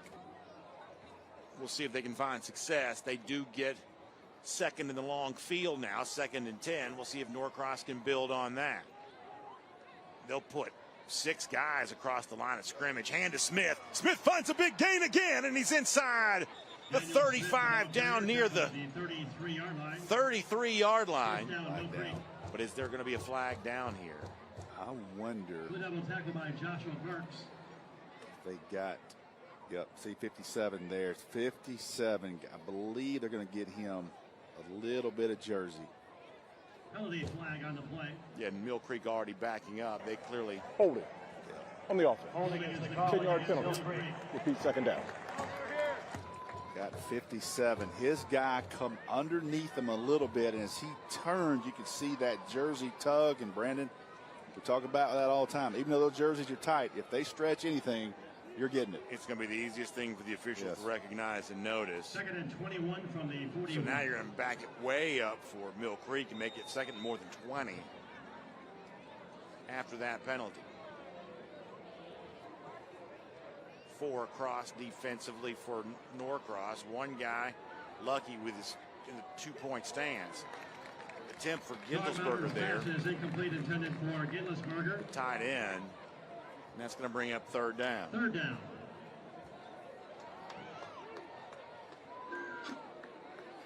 So big opportunity for Norcross here to get off the field. See how aggressive Josh Lovelady wants to be. Norcross averaging 33.6 points per game in 2023. Scored 56 last week against Lambert. Obviously, famously, a very big point total in the state championship win. Wow. The 2022. 70, didn't he? Yeah, that's right. Throgmorton setting up screen here. That's going to be a pass caught. Cummings again. 3rd catch of the game for him. And this one goes to the 46-yard line. Still going to be about 7 yards short of the first. But maybe enough for Lovelady to roll the dice here on 4th down. 8 yards to go. No, they're going to do wholesale changes, and they're going to send on Brady Lane to punt again. Penalty just kills you on a series like this. So Lane will punt. Sean Clark will be back to receive it. Norcross gets off the field, but as Rusty said, aided mightily by the penalty. It showed block for a moment, then dropped back. Clark going to have to call a fair catch here. So Clark's missed a couple of field goals, but he has provided a lot when it comes to punting and kickoffs. Tonight's game is sponsored by. And now for the first time here in the 3rd quarter, it'll be Dylan Muhammad and the Norcross offense. But first, a quick timeout.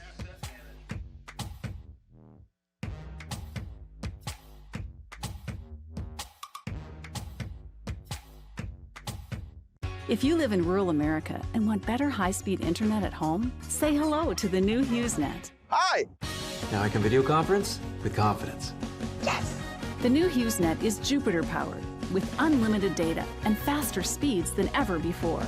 Now I can stream up anything I can dream of. Now you can do it all. Connect, stream, and play. Call today to get free professional installation and exclusive offers. Call 1-800-736-7315.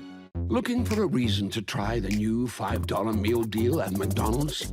Here's 1, 2, 3, 4, and the price makes 5. So much. That's everything you get with the new $5 meal deal at McDonald's. This is a Peachtree Sports Network weather update, powered by Atlanta News First. Sponsored by Cool Ray.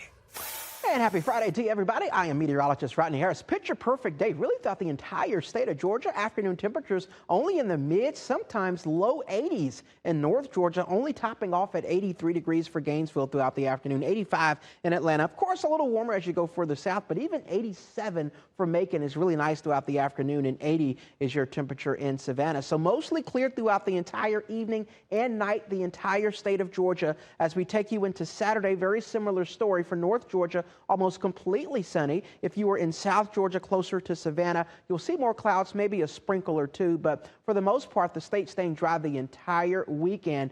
Our temperatures do warm up next week. We're talking about highs back to near 100 degrees, so enjoy the weather out there this weekend while you can, and we'll keep you up to date right here on the Peachtree Sports Network. Here's to the legends of the game who paved the way for the stars of today. Get out of his way! Origin Sports showcases sports history that is as relevant today as it was in the past. Origin Sports, run it back. And we are back here, still early third quarter. Norcross gets the football for the first time in the second half. It's going to be a running play, and it's going to go nowhere. Connor Faber and Luke Metz in on that stop, and Robinson completely wrapped up. Luke Metz on the tackle along with Connor Faber. Just really been unable to get any kind of rhythm going since after that opening drive. Second down and 13. Tried to run the ball a little bit, just tried to hit some deep balls. Mill Creek's defensive back. Speaking of that, let's see here. Mill Creek, that. Unable to run it at all. Norcross knew they were going to have to throw it to set up the run. Keith Maloof told us that this week. Unfortunately, though, that really hasn't happened. And now Mill Creek, who does it so well on the ground, just kind of, big hit there. It's an incomplete pass. Clark was the intended target. He's been the favored guy all night long, but he took a big shot there, and that's going to bring up third down. Third down and 13. They replaced 4 starters in the secondary. Last week they had completely 2. And then, from my understanding, he started 2 tonight that hasn't started before. Yeah, so it's 9 total new starters in defense and a totally brand new secondary. And I have been impressed with Mill Creek. That is not an easy catch to make. And that's Jaden Barnes, who came over and had to hit there. That's kind of like the first time we've called him tonight. But over the course of the night, we're sort of mentioning almost everybody from this Mill Creek defense. They're all kind of making plays. Muhammad trying to make something happen now, and he's going to go down. Muhammad sacked Sean on the play. Number 9. By Jay Sean Lee Harper. They are winning the battle up front. This is a 4-man front. Didn't do anything special that time. They spied the quarterback. Watch the front. Watch the push on the right here. Watch White, number 95. Watch what he does at guard 66 right here. Just takes him all the way right back into the pocket. See Metz spying him there. Gives him long enough for his defensive end to crunch down on him. Lee Harper had 14 tackles last week in the win against Lambert. And gets a big sack right there. Mill Creek going to get the football back. Almost dangerous.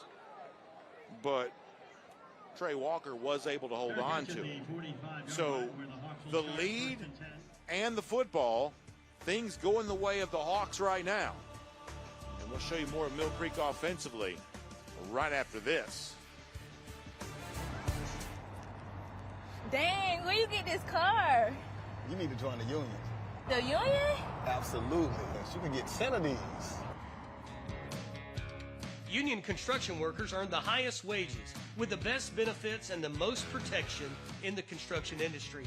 Find your career in construction. Go to GeorgiaConstructionCareers.com and start your future today.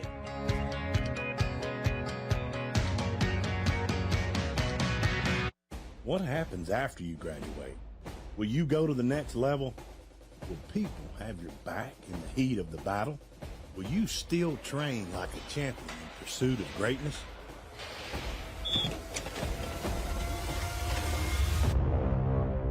You will when you become an IBEW electrician. Join our team. Visit IBEW613.org.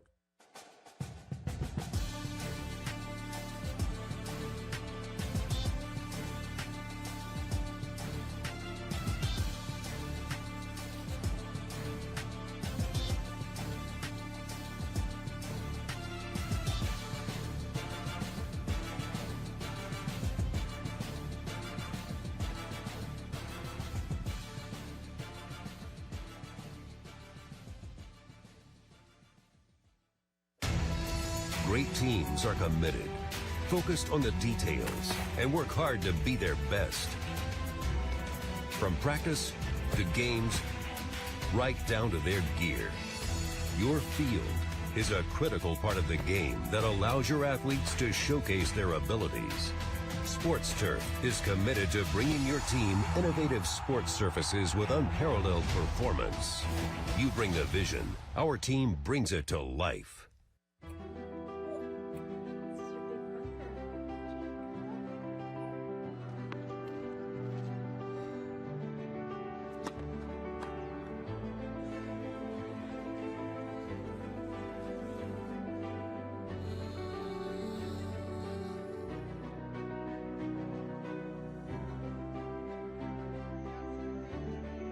For a healthier future together, look to Northside Hospital.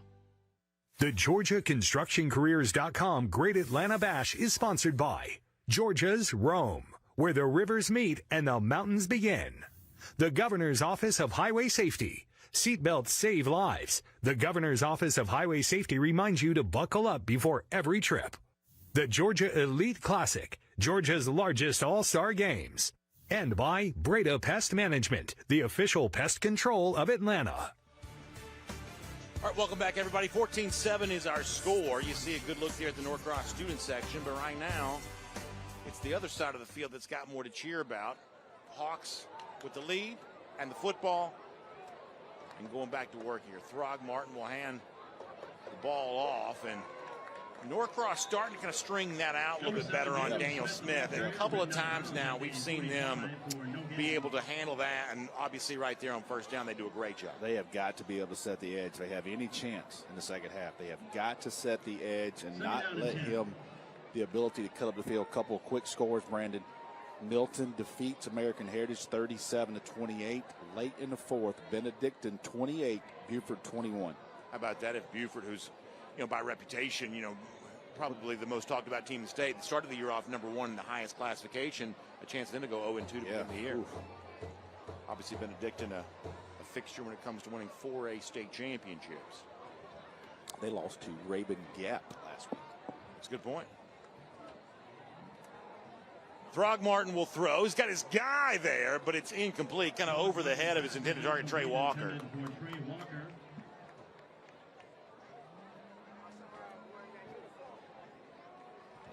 Yeah, this ball just sailed on him a little bit. Probably the closest thing to a misfire from Throgmorton today. Yeah. Interesting to talk to Josh Lovelady this week. He says that Throgmorton has got a decision to make on about 95% of every play they run. An RPO, or, do you check to a run? Do you throw the ball? And he said, we sort of feel like he's got the keys to the car, which means you got to trust him, which means you can't second guess his decisions. This is his game, in control of the offense. 7 to go, third quarter. Throgmorton now will throw a ball, and that's also over the head of Devin Hamilton that time. Yeah, that's two balls right there that hadn't been his two best throws. He was able to set his feet right here. Ball just drifted on him. Plenty of zip. Yep. Jaden Macklin had the coverage. Macklin's kind of a cool story. Was playing offense, moves over to defense because of a guy we're not seeing tonight, Kenneth Clark, another outstanding defensive back from Norcross. He's hurt. That's putting Macklin in kind of a role as a defensive back now, and seems like Keith Maloof likes what he's getting from him as Clark. What happened? What happened there? So Clark was going for the catch, ran into a Mill Creek player, and they're going to say it was kick-catch interference. It's Malachi Miller who collides with Clark, and instead of being, Clark not calling fair catch and it being a tackle, I think they're going to say Miller simply invaded his catch area and hit him too soon. Let's see the replay on this. Like they were fighting over the ball, but certainly the Norcross return man has right to that first. The sidebar continues. I think this is going to be to the benefit of Norcross, but almost a dangerous situation. You know, Clark has mostly been forced to call fair catches all night. Let's see. Kick catch interference on the kicking team. 15 yards from the spot of the foul. Norcross ball. Yeah, so Miller's actually not trying to hit Clark. Miller's trying to tracking it, almost catching it over the shoulder. Yes. And that's going to end up adding on yardage for Norcross. Perhaps unnecessarily, given the fact that Lane's done such a good job of pinning Norcross back and giving Clark really no chance of return all night long. 6:47, third quarter. Norcross back on offense. Muhammad will keep. We have not seen him run a ton lately, but he gets a nice gain there on first down. In fact, he may have just gotten another fresh set of downs. So maybe now this is the offensive adjustment Norcross needs. Getting Dylan Muhammad, who had more than 50 yards rushing last week, more involved in this game from that aspect, and perhaps improving the rushing disparity that we showed you on the screen a moment ago. This was something Mill Creek was worried about, is that they put Metz in the middle to try to counter that. Let's see if Norcross comes back with his legs a little more, like you said, Brandon, in the second half. Well, and if you're spying with Metz, your Alabama commit, don't you run the risk of taking him out of the play if Muhammad doesn't do anything? Muhammad now handing it off. This is finding some room to run. Here comes Norcross now. Kobe Robinson gets a nice carry. Down to the 42. Another Blue Devil first down. Blue Devils get a first down again. Good job bouncing this out. It was kind of stuffed up in there. He's able to put his foot in the ground and get out into space. And you want to tuck that ball in your left hand. But great job by Norcross. Ball sits now at the 42. Mill Creek shows you 3 down linemen. A couple linebackers creep up. Muhammad now throwing. Going to be a fight for the football, coming back and trying to catch him. That's incomplete. Jamari Harold was the intended target. And I believe that's just the second time tonight Harold's been targeted. Mill Creek doing a good job against the senior 6'4" wide receiver with 16 offers. I can't tell you enough how well this Mill Creek defensive back group has played. Good job. Not only the ball was underthrown a little bit, which kind of caused that, but not only did 13 there, Mize. Yeah, Deatrice Mize. Not only did he get back to it, he turned his head to find the ball. Yeah, Deatrice Mize had a couple of big breakups like that here tonight. Yes. That's a handoff and a big lick. I'm talking about paint getting traded in a huge way right at the line of scrimmage. Yes. That is an increased soccer sign-ups hit is what I call that. You can hear that. Watch 2 and 1 here. Ooh. Made by Eli Richards. Third down and 9. Boy, that is big boy football. Metz really delivered the lumber that time, but Robinson hopped right up, no problem. You got to wonder if this is 2 down territory here for Norcross with 5 to go in the third quarter. A little momentum.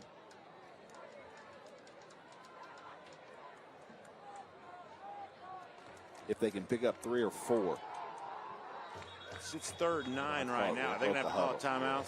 Yeah, they broke the huddle with 2 seconds. Timeout. Norcross. Yeah, I think one of the things, actually, let me give a shout out to our friends at Breda Pest Management. I'm going to follow up what you were just talking about right there. Hey, don't forget, when it comes to your home, critters are creeping in your attic potentially, which is a horrifying thing to consider, just to be completely honest. But if that's happening for you, all the more reason you need to reach out to our friends at Breda Pest Management to get a highly trained expert to kick those critters out under the Breda Wildlife Guarantee. If any critters return, you're covered at no additional cost. Breda, they handle bugs and critters.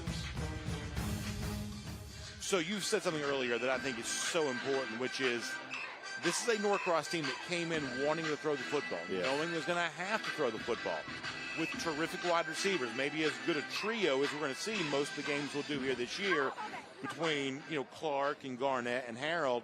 And yet, other than a couple of nice plays for Clark to begin the game, it's been kind of a shutdown, a real win, as you pointed out, for the secondary for Mill Creek. A lot of 50-50 balls, one-on-one, and Mill Creek has won almost every one of those.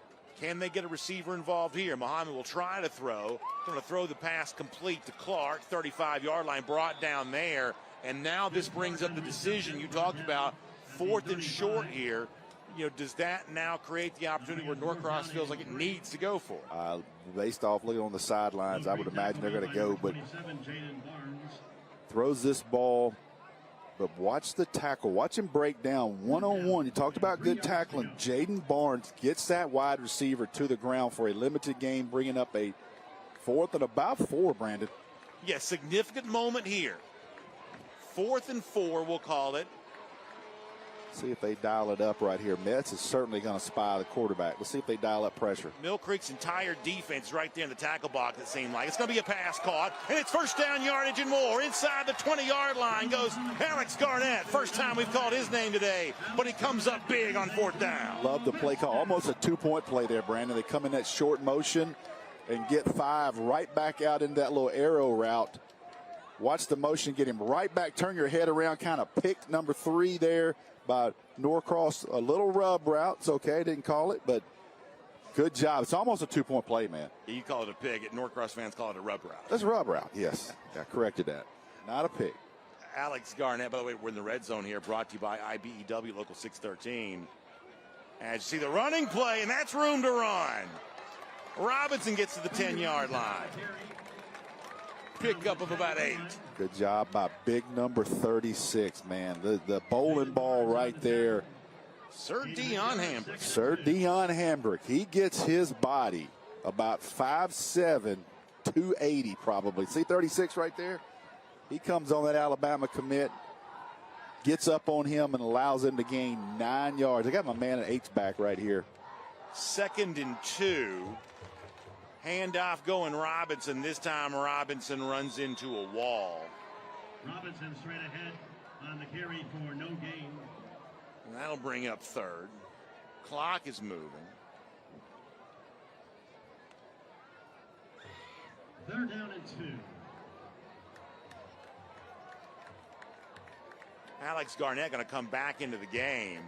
Garnett's a little bit like Deshaun Clark, and Keith Maloof will tell you, you know, Garnett, who we saw converting the 4th down, he's only 5'8". Deshaun Clark, who has a touchdown, is only 5'6". If these guys were a couple of inches taller, they'd be all over every recruiting radar. Yes. As it stands right now, though, they're going to end up being 2 of the more productive receivers in high school football.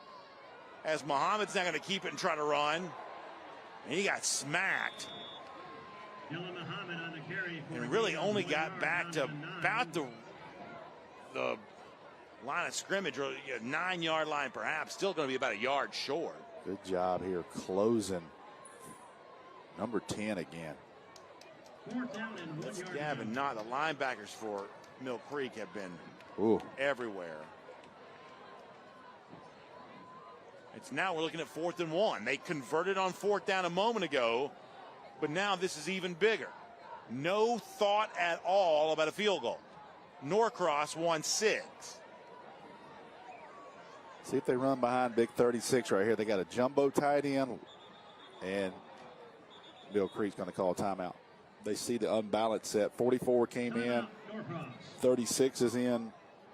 They were also going to run the Wildcat play there, it looks like. Heavy package. See the formation. Call timeout. Tells you how big a play this is. Yeah. So, nice chess match going between 2 coaches who know each other well. Josh Lovelady from Mill Creek, Keith Maloof from Norcross. I tell you, you talked to Keith Maloof this week. One of the things that struck me, Rusty, and I know how well you know Coach Maloof, he was talking this week about this game as if he was a rookie coach coaching for his life. Oh, yeah. As if he was a coach trying on the hot seat. On the hot seat. Look at it. I mean, coaching just as hard as ever. And to me, I find that so inspiring. Yeah. You know, obviously for a guy who's year 40 done as much as can be done. But the thing that I think strikes you is that he's interested in reaching these players, right? Yes. It's like, of course, his track record speaks for itself. Championships, college scholarships, things like that. But the challenge of reaching a brand new set of players and finding the right buttons to push with these players, it's a challenge that seems to wake him up fresh and anew every single year, which I just think is incredible. One of those guys, this is what he's wired to do. So they had the flip-flop 36 this time. See if they go back. The Wildcat snap again. This one to Deshaun Clark. Clark tries to get there. There's a flag down. It is a first down, but the penalty, I believe, is going to bring that back and now make it 4th and probably 10 plus after the penalty. And so we'll see, does that change the calculus for, in fact, for Norcross it is. They've already got Jack Rule, the kicker, coming onto the field. They got a hold on Faber, Connor Faber. On the offense. Outside backer. He showed quickly. We talk about that stretch of that jersey. Watch at the top here. You're going to see 4 come off the screen. Now watch number 2 get this jersey right there. See that? Yep. Going to get it. Especially when you're out in space. They're going to call that every single time when you're the last man kind of on the line of scrimmage. As we say a lot, when the running back goes outside, the tackler stays inside. Yes. Something happened. Got to be a flag. All right, so for Rule here, this is going to end up being about a 36-yard kick. 36-yard attempt. The holder will be the quarterback, Dylan Muhammad. Left-footed. That's a tough angle. Yeah, tricky angle. Good point by Rusty. Muhammad gets it down. Rule gets it away. And Rule connects from 36 yards out. So Norcross makes a little bit of a statement here. Finding points, converting a 4th down, almost converting another. But more importantly, maybe kind of figuring out some things defensively there too, as you see Rule's kick again.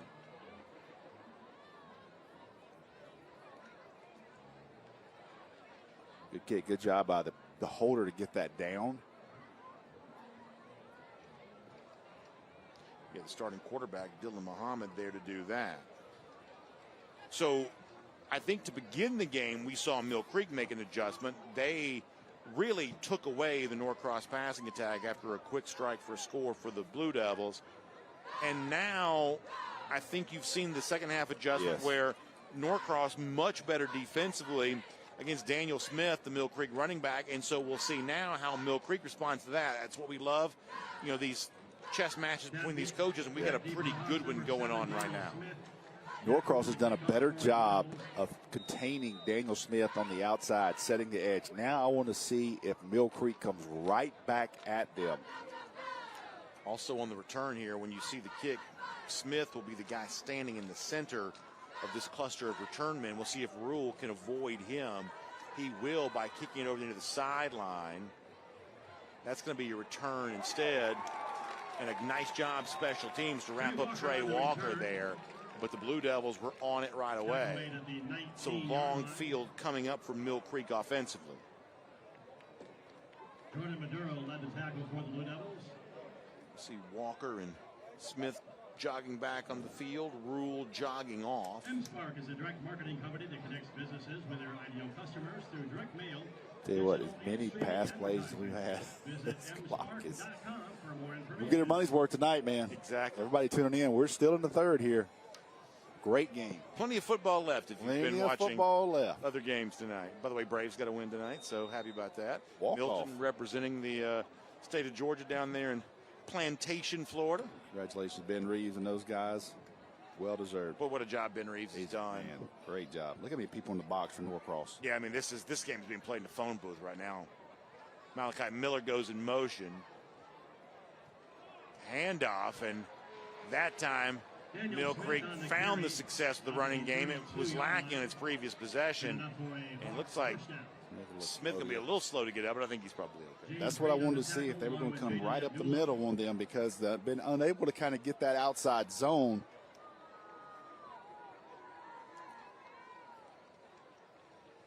And they just run counter with the backside H guard and backside H back pull. First and 10 now. Same play. The handoff, different running back though. This time it's Gabe Hatchell Van Dree on the carry. Flip-flop the formation, ran the exact same play with a different running back. So Smith comes back in here in a minute. He looked a little slow getting up. So we'll keep our eye on that. Metz comes back in here offensively. Hamilton with a touchdown. He'll wear number 80 and be on the right side of this formation. Gabe Hatchell Van Dree remains in at running back. They are daring. They are daring Mill Creek to throw. Look at the guys in the box. Packing it in tight there. In motion goes Herder. Herder then takes the jet sweep. Flag down at the top. Theodoris is among those in on that stop, although Herder's still fighting forward, and we'll see what the flag is.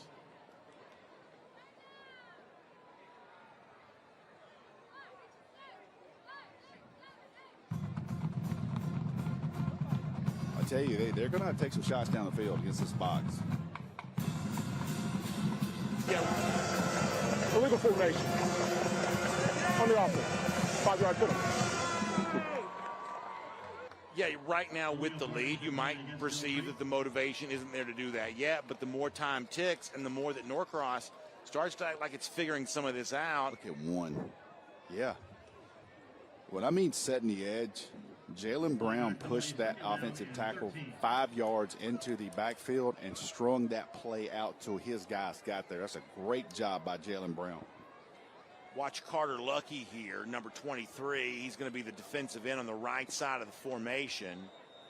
A little different look defensively from Norcross than we have seen. Yeah, second and 13. You got a deep safety back there. Now creeping up pressure. Almost jumped. Throgmorton now will throw. Nice. Is that a catch? It's incomplete. Pretty good release by Throgmorton. Gave his guy Hamilton a chance to catch it, but Hamilton had to go low for it and couldn't hold on. On the coverage, Jaden Macklin. That's going to bring up 3rd down. Throgmorton read the pressure and got rid of it. Macklin had the coverage on Hamilton again. Now looking at 3rd down, 17 seconds to go, 3rd quarter of play.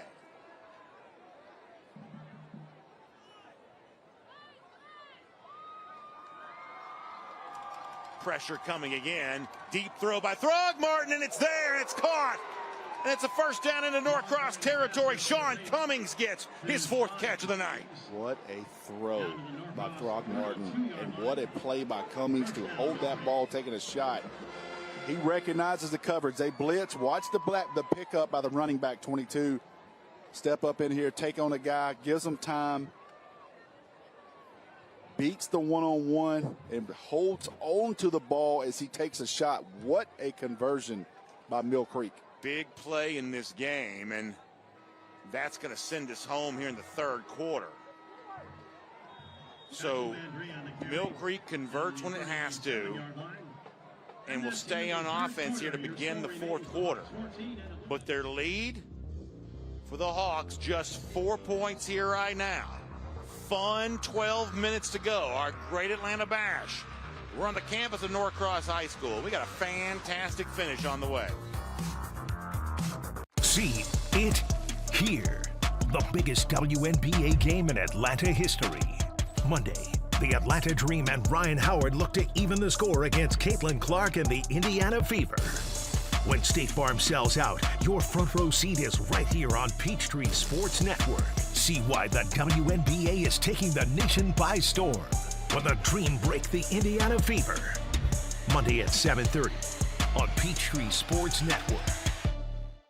Your home for live local high school football is Peachtree Sports Network. Don't miss the action every Friday night, only on PSN. Over the air on 17.2, on cable, and streaming on YouTube TV and Fubo. High school football on PSN is sponsored by Ingalls. It's hot at Matthews Kia of Cartersville, so we are having a hot sales event. We have great selections of 2024 and 2025 new vehicles. Lease the 2025 Kia Carnival LX, $429 for 24 months. The 2024 Kia Sportage LX, $289 for 24 months. Or the 2024 Kia Telluride S, just $379 for 24 months. Hurry, because prices are in your favor right now. Don't forget, Matthews Kia of Cartersville is home to the lifetime warranty. Come see us today. All roads lead to Matthews Kia of Cartersville. Here's to the legends of the game who paved the way for the stars of today. Get out of his way. Origin Sports showcases sports history that is as relevant today as it was in the past. Origin Sports, run it back. 4th quarter action set to begin, and obviously we've got major college prospects here in this game, and to highlight one of those for a moment, let's hear Rusty Manziel. Give us a scouting report on Carter Lucky, the junior defensive end from Norcross. Yeah, 6'5", 250 pounds. Got offers from Georgia, Ohio State, Alabama, Tennessee. You name it, he's got the offers. In the class of 2026, this will be a guy that will be on the national radar this time next year. Has said that even though he is a Georgia legacy, his father and two uncles and brother currently playing for Georgia, kind of wants to carve out his own legacy. Doesn't mean that he won't go to Georgia, but obviously his own legacy, something he thinks about, despite the fact that he's got Georgia gear all over his room, as a lot of kids in the state do. Daniel Smith getting the carry there to begin the fourth quarter. One note, Clark Central was down 30-8 to Oconee County at halftime. They just threw a touchdown with 31 seconds to go. They're up 37-36 on Oconee County. Big game there in the Athens area. Huge crowd last week for Oconee and North Oconee. That great rivalry. Now kind of keep it local to take on Clark Central here this week. Third down now coming up. 5 across defensively for Norcross. Lucky, who we just told you about, is standing up on the left side. We'll watch him pass rush right here. Whistle blows. Yep. Josh Lovely did not like it. Didn't like his play against that formation. A little different formation, almost like they were overloaded toward the sideline. So since Josh Lovelady wants a timeout, we'll take 1-2. Pretty sizable third down here coming up. So much fun tonight here on the Peachtree Sports Network.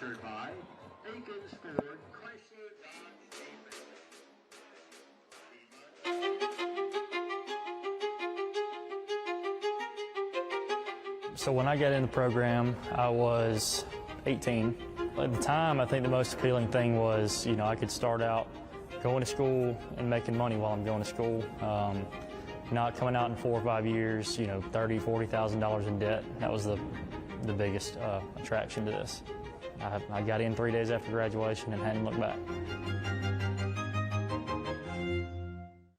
The Georgia Sheet Metal JATC provides apprentices with free training and careers that are stable and essential to the operation of the modern world.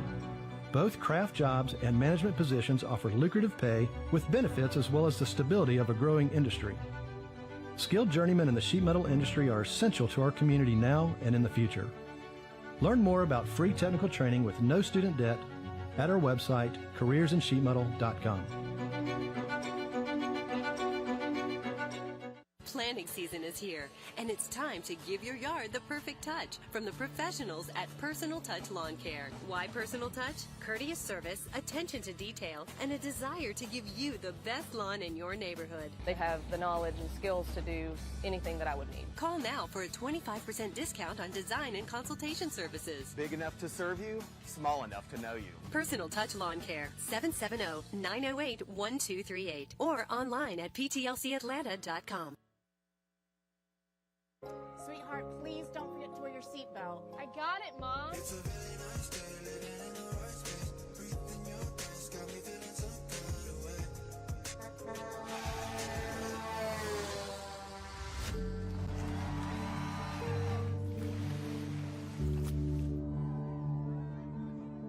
In the blink of an eye, so many tomorrows can disappear. Buckle up for your future. Every trip, every time. A message from the Governor's Office of Highway Safety.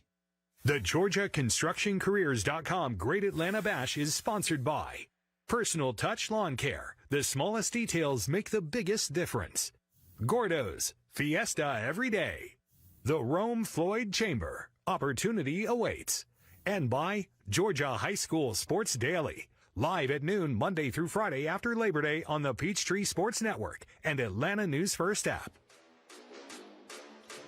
All right, fourth quarter, big third down coming up for Mill Creek. Brandon Adams, Rusty Manziel. Looking at about 4 here for the conversion. Hawks have the lead, but struggling to maintain the momentum. Different look defensively this time for Norcross. Throgmorton will hand off. And second effort there for Smith. Boy, he's quick. He is quick. He's quick. Hard to tell where he went out of bounds right there, though. It's going to be 4th down. Ball spotted at the 34-yard line. We got 4th and 3. Yeah, maybe 4th and 2. 4th and 2. Yeah. So we got a couple that time. Ball's going to sit on the 34. Line to make is the 32, so it's an even 2 here, a full 2. I haven't seen anything to be discouraged about trying to run the ball here, but I wonder if they sneak one out of the backfield right here. He comes in, they're going to overload here. Going to hand off, going to try left side, and he's not going to get there. Norcross is going to get off the field. Great job there for Norcross defensively showing. Look at their staff. They are pumped. Wow. See it again.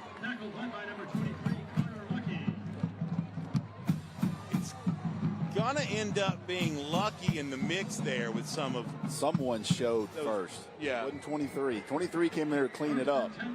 But I believe one of those linebackers stepped in and filled that hole. They tried to go unbalanced heavy and just run it right at Norcross. Good job by that defense to step up on a 4th and 2 to give their offense a chance. So whoever gets the credit one way or another, it's a stop, and it's a new possession now for Norcross. 10:47 to go. They trail by 4 in their own stadium. Both these teams 1-0 on the year. Muhammad will throw, sideline route. That's caught by Clark. He's up to the 44 and down there. That's 9 on first down. Great job. Good job by Norcross to pick up that, but Metz on tape. Watch him rush the passer. You're going to see him in the backfield, and then he's going to come back down. See one put the brakes on and come see him at the top of the screen and come back and chase the ball down. They give Deshaun Clark a full 10 there on that, and go ahead and move the chains for him.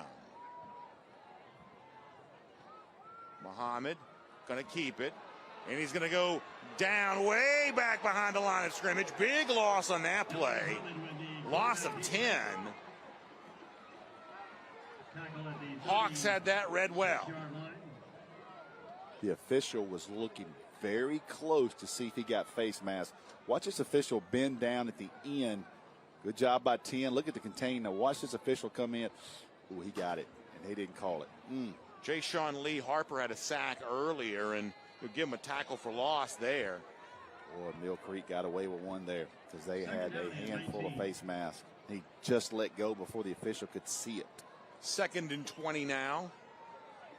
Obviously a huge difference if that penalty gets called. Muhammad with time for now. Room to run as well. Back to the original line of scrimmage. Still on his feet. 50, 45, 40. First down yardage for Dylan Muhammad.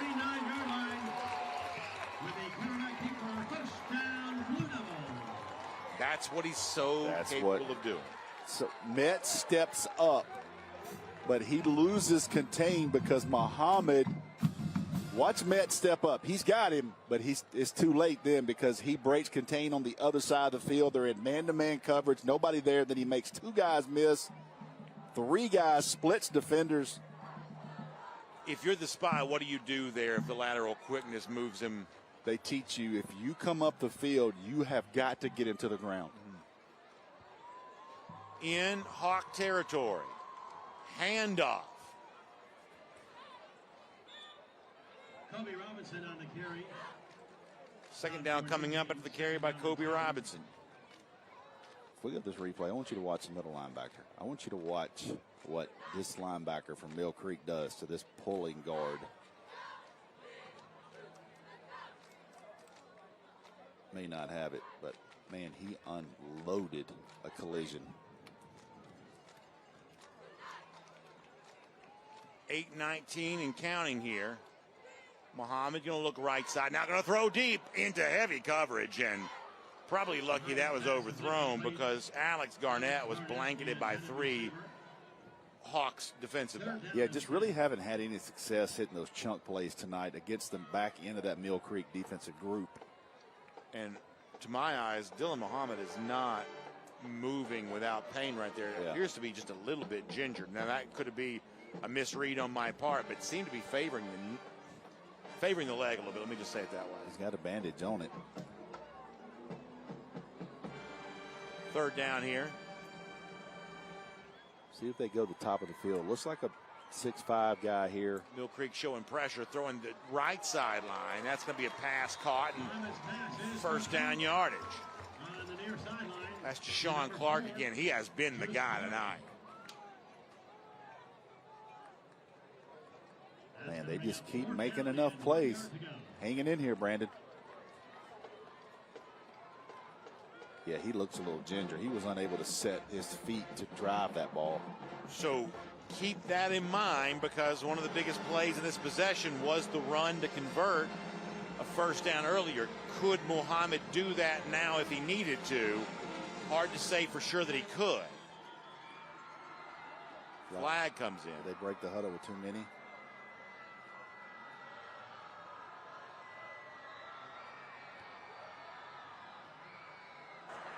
Illegal substitution on the offense. 5-yard penalty. Remains 4th down.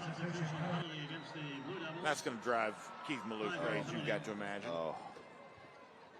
Well, you got 50, he's going to say, we got 50 coaches on the sideline. How do we not know what package we're in right here? We are across the street from Wesleyan High School, by the way, and they get a win tonight over Trojans of North Hall. Shout out David Andrews. That's right. Big Wesleyan alone.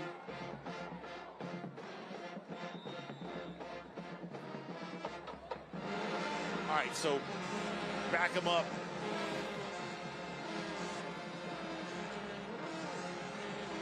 Now, yes, they're going to say he was short of that, and they're going to make it 4th down.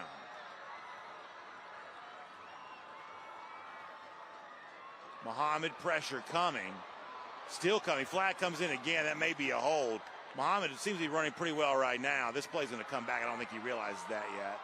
Now he's going to go down, and that's probably going to end the possession here. Just could not find anywhere to throw it. No, good job continuing to cover from sideline to sideline, not letting him turn up and use his legs to move the change. You're right. I think we had a hold a little bit earlier in that play. He did not know that. Gave it everything he had. But, Brandon, that was a covered sack. It was. There was no one open down the field. That's why he had to go into scramble mode.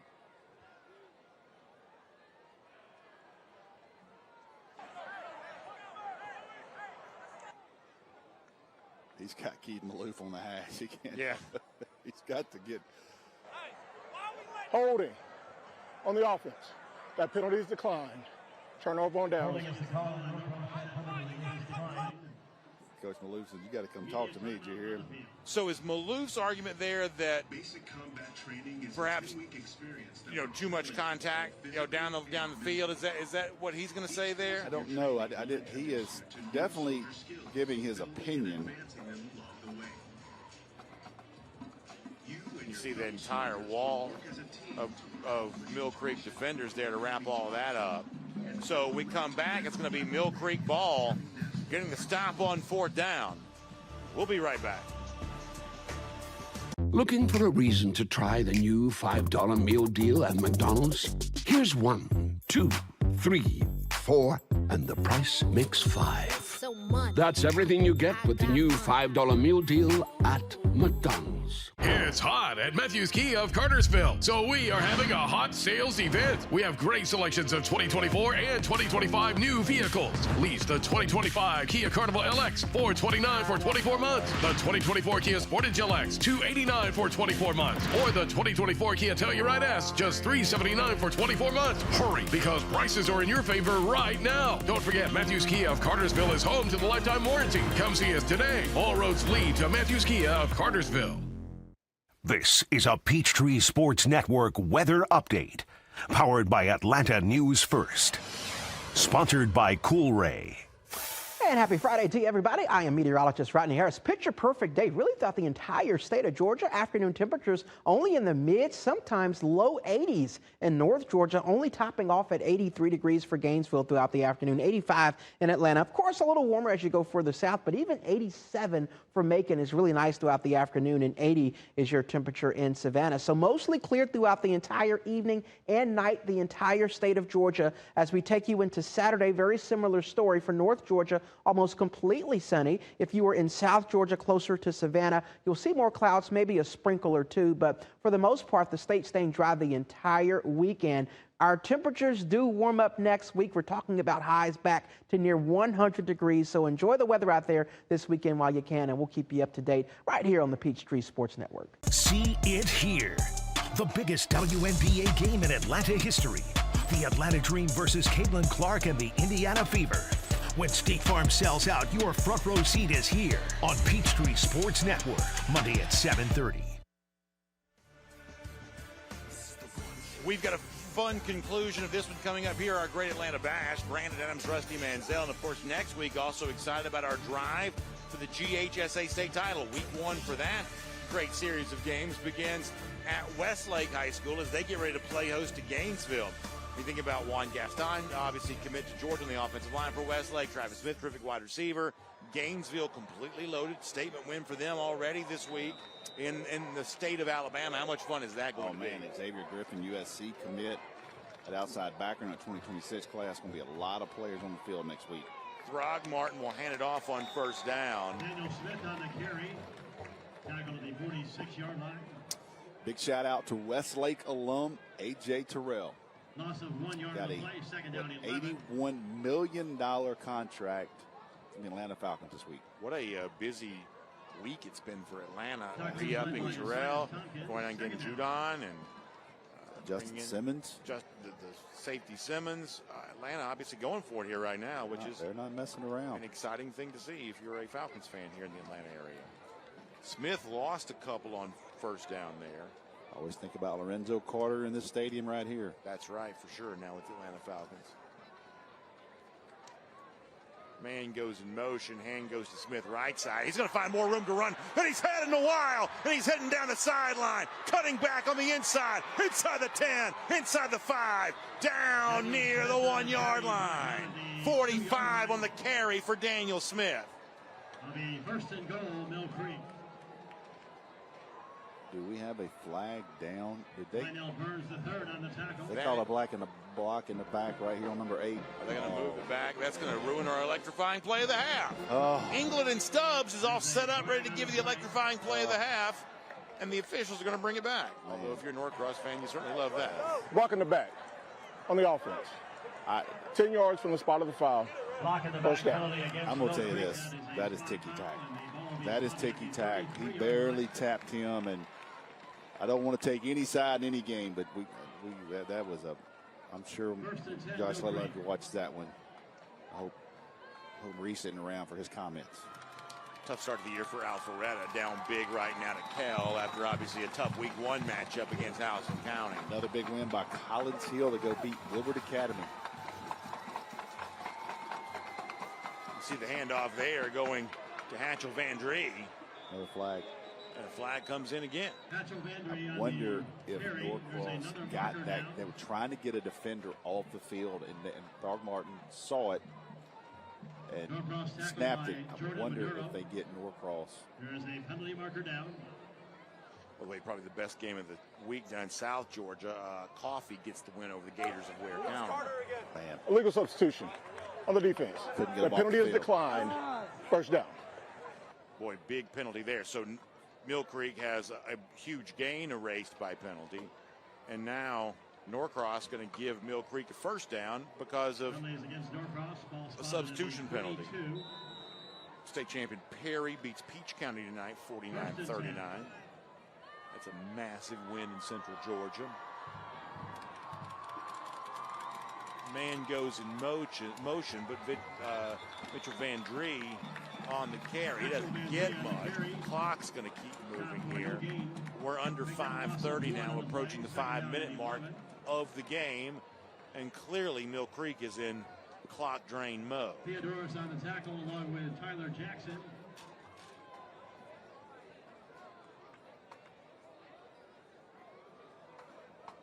It's 2nd and 11. Blue Devils hoping for a big play defensively.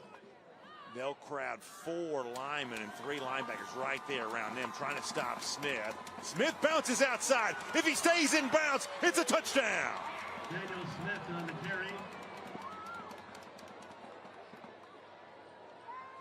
But I believe he went out of bounds at the 1-yard line. Let's see where they're going to say he went out. They're actually going to say he went out way earlier than that. Correction, out of bounds at the 13-yard line. So interesting that you're going to put it at the 13, which is going to make it 3rd and 1. So his tiptoe down the sideline was already after he'd gone out of bounds. The ball rests kind of at the 13. The line to make is about the 12 and a half. So this may be like a half yard here if my eyes are telling me correctly. In the red zone, brought to you by IBEW Local 613. High snap, hand to Smith. Smith fights it and gets it. And pushes his way down near the 5, finally down around the 8-yard line. And so that'll be now 1st and goal. Clock's going to stop to move the chains.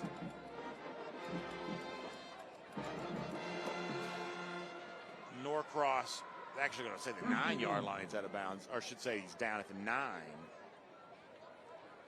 It's still 1st and goal. Blue Devils desperate to keep Mill Creek out of the end zone.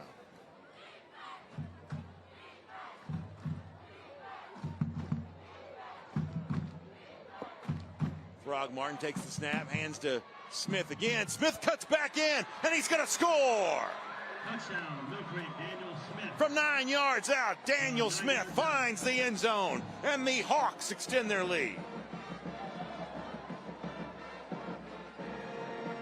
Great blocking up front. Josh Lovelady is going to love this drive by his staff. Now that is truly an electrifying play of the half, brought to you by England and Stubbs. Good vision that time by Smith, right? Just patient, man. Wow, Kale, 57-0. That's shocking. Yeah. Brady Lane will be on to try the PAT.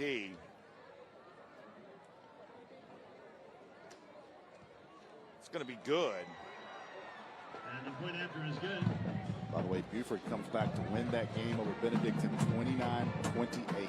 So impressive performance there for the team that began the year as the top-ranked team in 6A.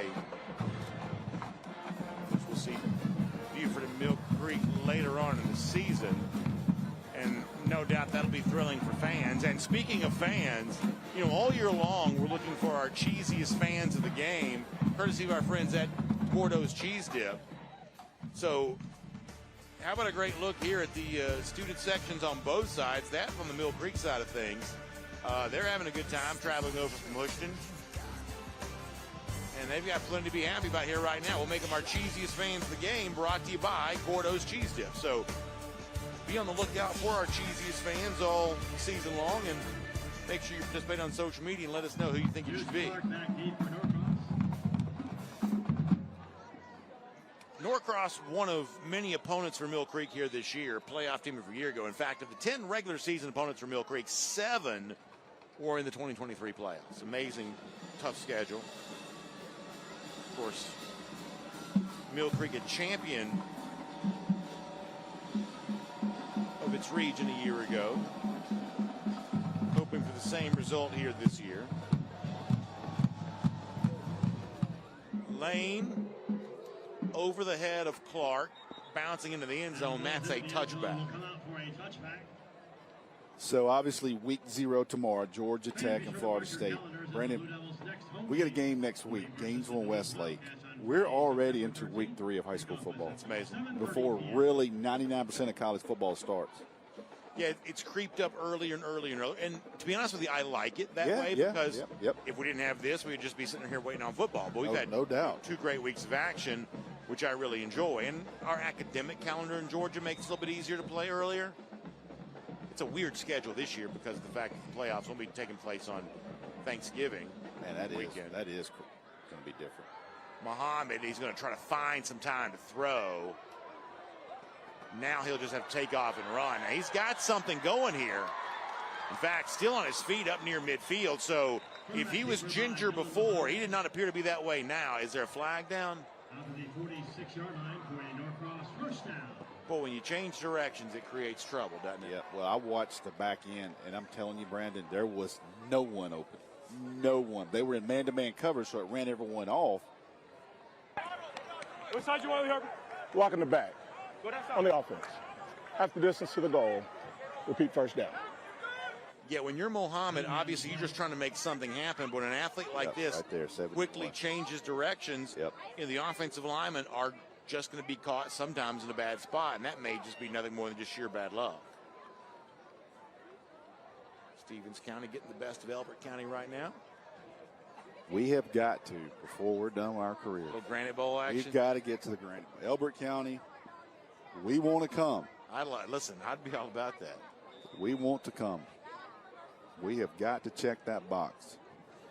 Douglas County, a team we saw be dominant last week against Cedar Grove, dominant tonight against Jonesboro.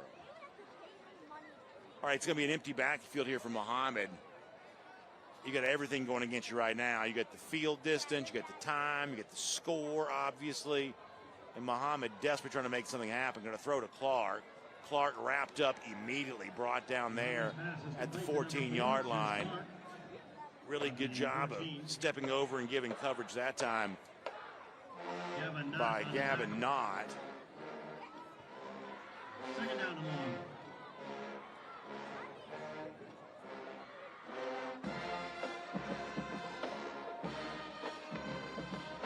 See Knott just wrapping up, holding on, and would not let go. So now you're looking at second and still very long. Norcross stays empty backfield. Pressure coming again. Muhammad eludes it now, throwing. Tried to hit Clark. That's just been the guy all night tonight.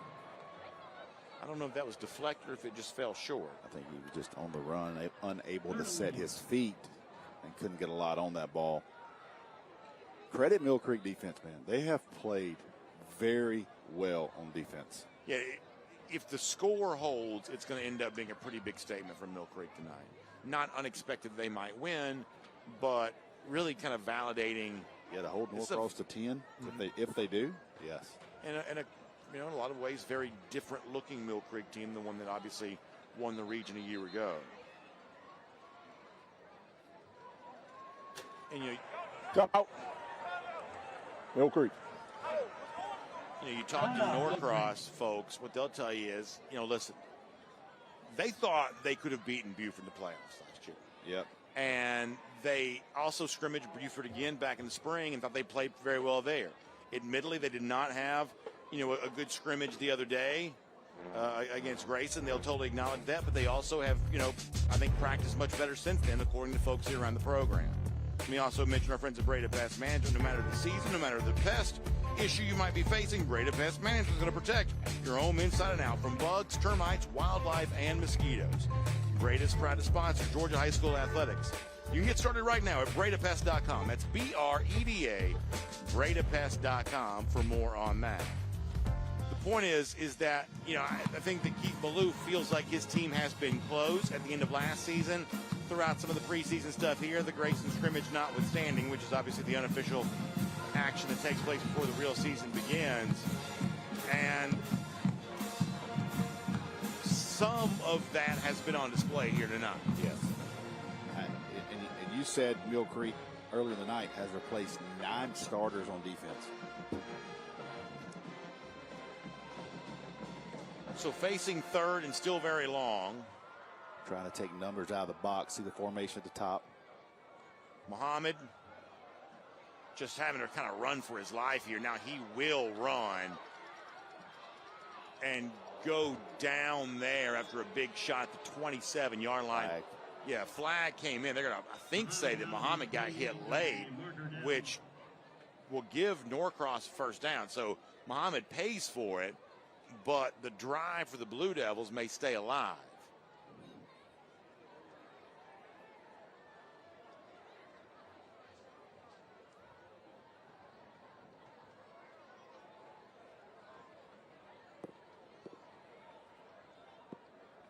Long deliberation here. Yep.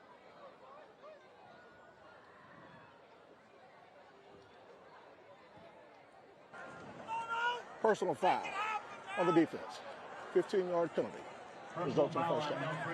So now it's Josh Loveletty's turn to be upset about that. It's one of those plays. You're going to see he's going to break contain. He comes down the field. It might be number 1 right here. See Metz trailing. He cuts up into the field. I don't know. Such a bang play, man. I will tell you this. In real time, I thought I saw. Yes. And on replay, I'm not sure that. Yeah. And we talk about safety. We talk about safety. Yep. Always the safety of the player. You're going to always veer in the direction of safety, and we have the benefit of the replay and the way the officials don't have that benefit. I will say that one looked different on replay than I thought. That looked like a football play to me. Muhammad now throwing, and it's just up for grabs. It's going to be intercepted.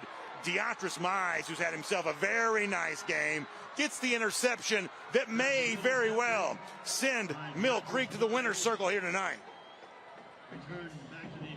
What a night for Deontrus Mize.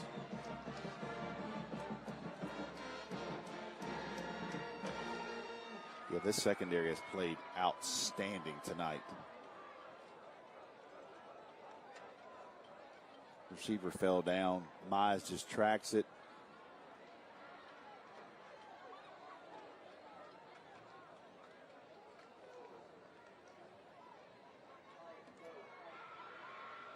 What a statement tonight by Mill Creek defensively. And this running back, Daniel Smith. Impressive for sure. If you think you're going to feel sorry for Mill Creek right now, think again.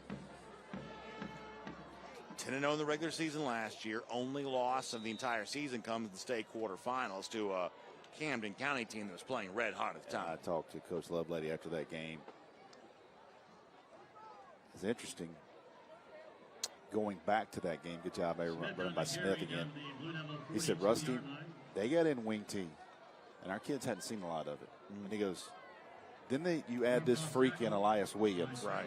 And who's blocking. Who's blocking, and then we line him up, and we don't know if we can cover him in any package. He goes, our kids have not seen the wing T, and they got downhill on us, and we couldn't stop it. And the same thing you'll say about Jeff Herron's wing T. Obviously, Coach Herron now enjoying some retirement, but the same thing you'll say about Alan Chadwick's triple option. You cannot replicate the speed in practice. That's right. Yep. Mill Creek's got 2 million players. They can have all the scout team stuff you want. You just can't replicate that in practice. I guarantee you, Mill Creek hadn't seen the wing T in 10 years. Yeah.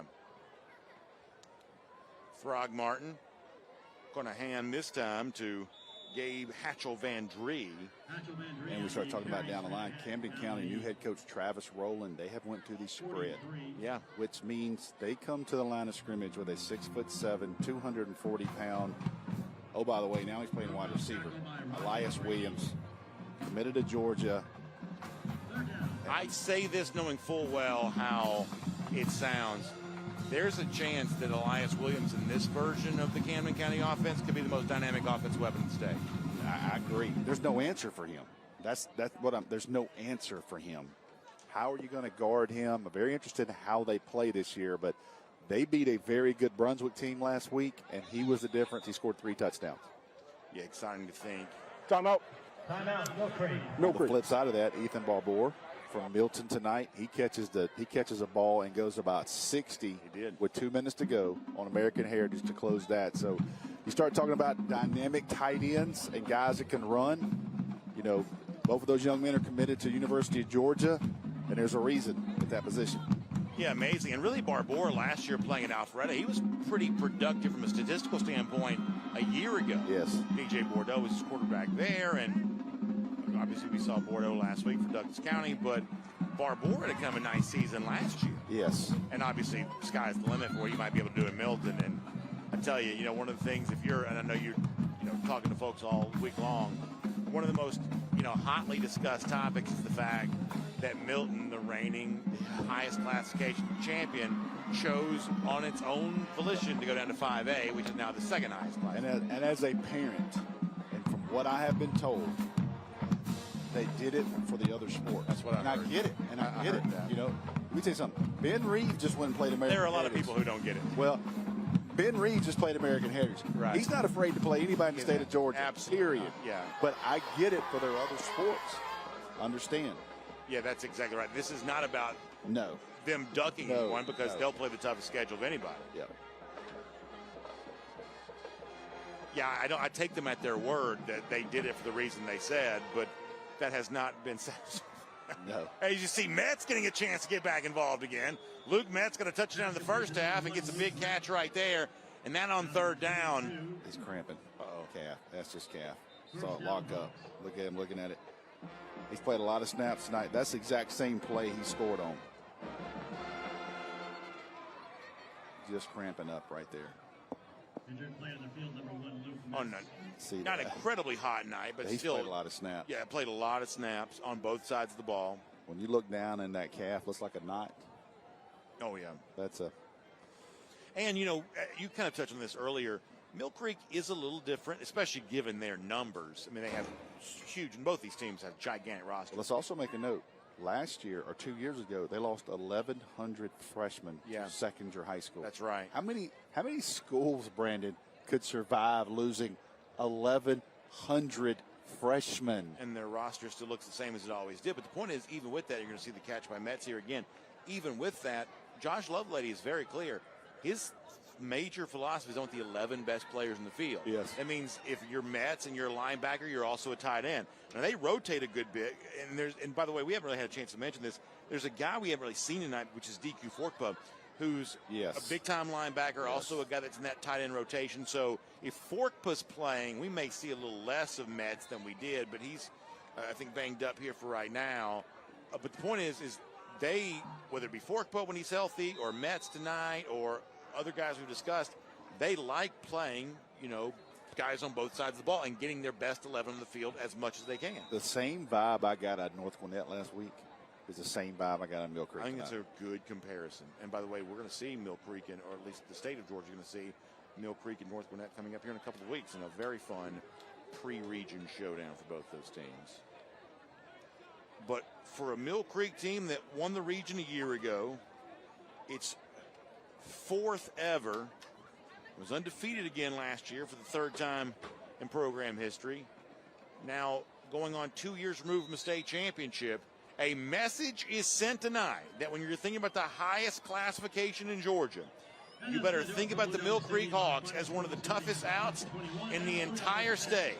They come on the road for our Great Atlanta Bash against a Norcross team that is no slouch in its own right. And Mill Creek on both sides of the ball is going to make some impressive plays and walk out of here a winner. And you see Josh Lovelady there getting ready to shake the hands of Coach Keith Maloof. Sportsmanship on display. We'll get a chance to hear from Coach Lovelady coming up and some of the players who make this possible for Mill Creek.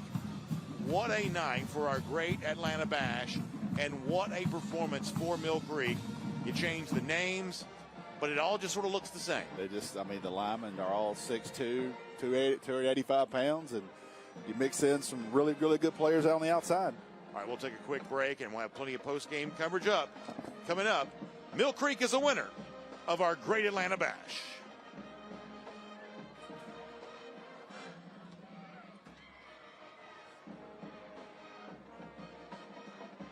See it here. The biggest WNBA game in Atlanta history. Monday, the Atlanta Dream and Ryan Howard look to even the score against Caitlin Clark and the Indiana Fever. When State Farm sells out, your front row seat is right here on Peachtree Sports Network. See why the WNBA is taking the nation by storm when the Dream break the Indiana Fever. Monday at 7:30 on Peachtree Sports Network. If you live in rural America and want better high-speed internet at home, say hello to the new HughesNet. Hi! Now I can video conference with confidence. Yes! The new HughesNet is Jupiter-powered, with unlimited data and faster speeds than ever before. Now I can stream up anything I can dream of. Now you can do it all. Connect, stream, and play. Call today to get free professional installation and exclusive offers. Call 1-800-736-7315. Sometimes it's the little victories that mean the most. Those everyday celebrations that bring a smile to our faces and joy to our hearts. At Ingalls, we know there's no one you'd rather share those miniature, memorable moments with than family. Ingalls, all the ingredients for family. It's hot at Matthews Kia of Cartersville, so we are having a hot sales event. We have great selections of 2024 and 2025 new vehicles. Lease the 2025 Kia Carnival LX $429 for 24 months, the 2024 Kia Sportage LX $289 for 24 months, or the 2024 Kia Telluride S just $379 for 24 months. Hurry, because prices are in your favor right now. Don't forget, Matthews Kia of Cartersville is home to the lifetime warranty. Come see us today. All roads lead to Matthews Kia of Cartersville. Something monumental, covering all things football, is coming. Football's newest show breaks down all things NFL, from the plays to the players, from camp to kickoff, and everything in between, all year long. GMFB Overtime. It's football for everyone. Weekdays at 10 a.m. starting September 2nd. Make yourself known now. 8310-1 in traffic pursuit. Oh my God, here. Investigate TV Plus begins with real people.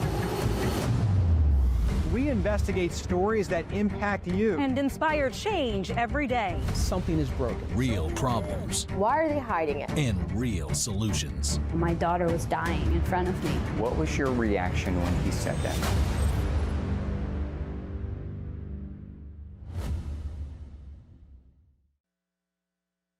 And welcome all to the Tailgate Show, brought to you by GeorgiaConstructionCareers.com. I'm Kaylee Mansell with our winning coach, Josh Lovelady. This is our winning coaches interview presented by the Gwinnett County Sheriff's Office. First off, this is like the most I felt a part of a team in a very long time. I can't even imagine how you feel. Norcross scores on that first possession right there. What are the adjustments that you make right after that happens? Really just settled in. You know, we made a few adjustments as far as our coverage, getting people lined up right. I was proud of it. We talked about, even before the game, adversity, and sure enough, it hit us. I said we didn't know when it was going to come. It came right at the gate, and our kids responded to it. Really proud, finding our identity as far as how to handle the ebb and flow of the game. What a heck of a high school game this early in the season. I mean, I couldn't agree more. Let's talk about that last interception that sealed the deal. I saw the team going crazy on the sidelines. What was going through your head when that happened? Wow, you know, thank God. Yeah, you know, their quarterback's dynamic. He had a great night as far as making us, you know, stay in coverage as far as secondary, but also trying to hem him up. And our guys, you know, what a great interception at a key moment, especially because the flow went there. We got a penalty, and they had momentum. So great timing. Well, Coach, congrats on a tremendous game. I want to give you this piece of hardware to take home as our winning coach. All right, thank you. All right, now we got to get the MVP of the game.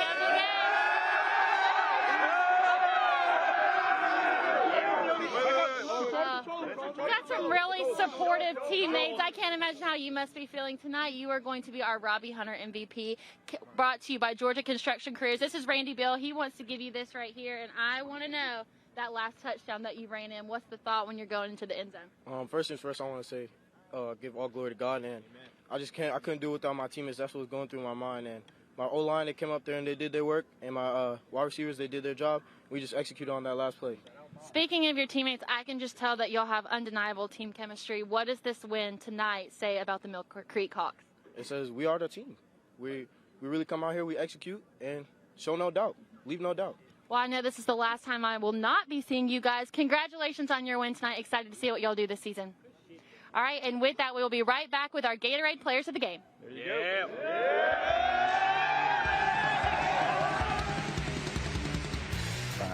When you turn out, you can be hitting six figures. Hey, I have your back, you have my back. We're going to do this together. We're one for all for one. College just wasn't for me. Let's look into actual career jobs that wouldn't take college, where I wouldn't, lose money and all that. Instead of losing a lot more money at the end, why not make money and make more money at the end?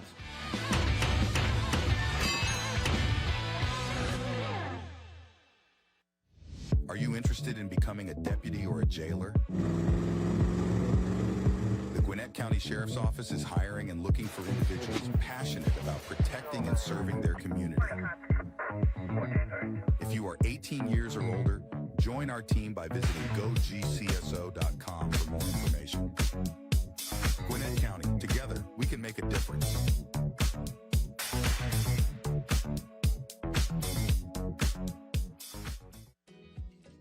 Breda's better at keeping termites out. Besides the fact that we're sending a licensed inspector to your home, we're also using state-of-the-art technology. So we put those two things together to give you the best possible termite inspection. Quite simply, Breda is better at keeping termites out. Only Breda protects your home with a complete liquid barrier from Termidor. Your rate is locked in for 10 years, so if live termites are ever found, Breda will retreat, all for free. Breda, Breda, no need to be afraid of bugs. The Forum River Center in Rome, Georgia is now open and available for meetings and receptions. We're fully equipped for large conventions, sporting events, weddings, and much more. The Forum is located downtown within walking distance of local restaurants, hotels, and boutique shopping. We offer a variety of meeting spaces, many with beautiful river views. Outdoor venues are available for that special touch. With our adjacent parking deck and a personal concierge on site, your event is sure to be a hit. Find out more at forumrivercenter.com. And welcome back to the Tailgate Show, brought to you by GeorgiaConstructionCareers.com. I'm Kaylee Mansell with our Gatorade players of the game. Our offensive player of the game being quarterback Shane Throgmorton, our defensive player of the game, Luke Metz. Shane, I want to come to you first. Two teams very familiar with each other. You've played each other 17 times now. What was the offensive mindset coming into this game? Well, they're always a great team, so I really, the whole team really practiced hard and they worked hard because I knew it was going to be a close game. Yep. We knew, like Coach said earlier, there was going to be adversity early on. We didn't think it'd be that early on, but I think we were prepared for it, and I think the team rallied and had a good job. Yeah, preparation definitely a key factor in this. Speaking of preparation, we put a lot of prep work in this game. I honestly thought Norcross was going to throw the ball a lot, but they spent a lot of time on the ground. What are some of the early adjustments that the defense had to make?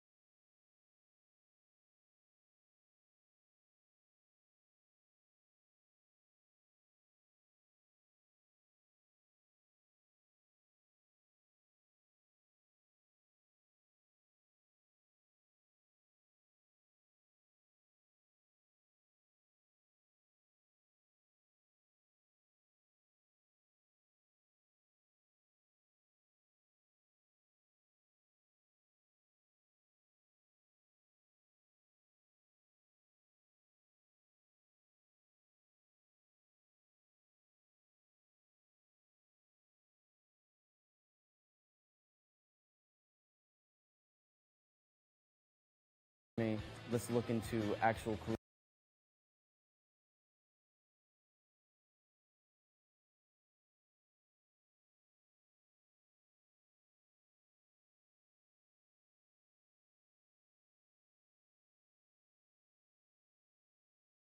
Jobs that wouldn't take college, where I wouldn't, lose money and all that. Instead of losing a lot more money at the end, why not make money and make more money at the end?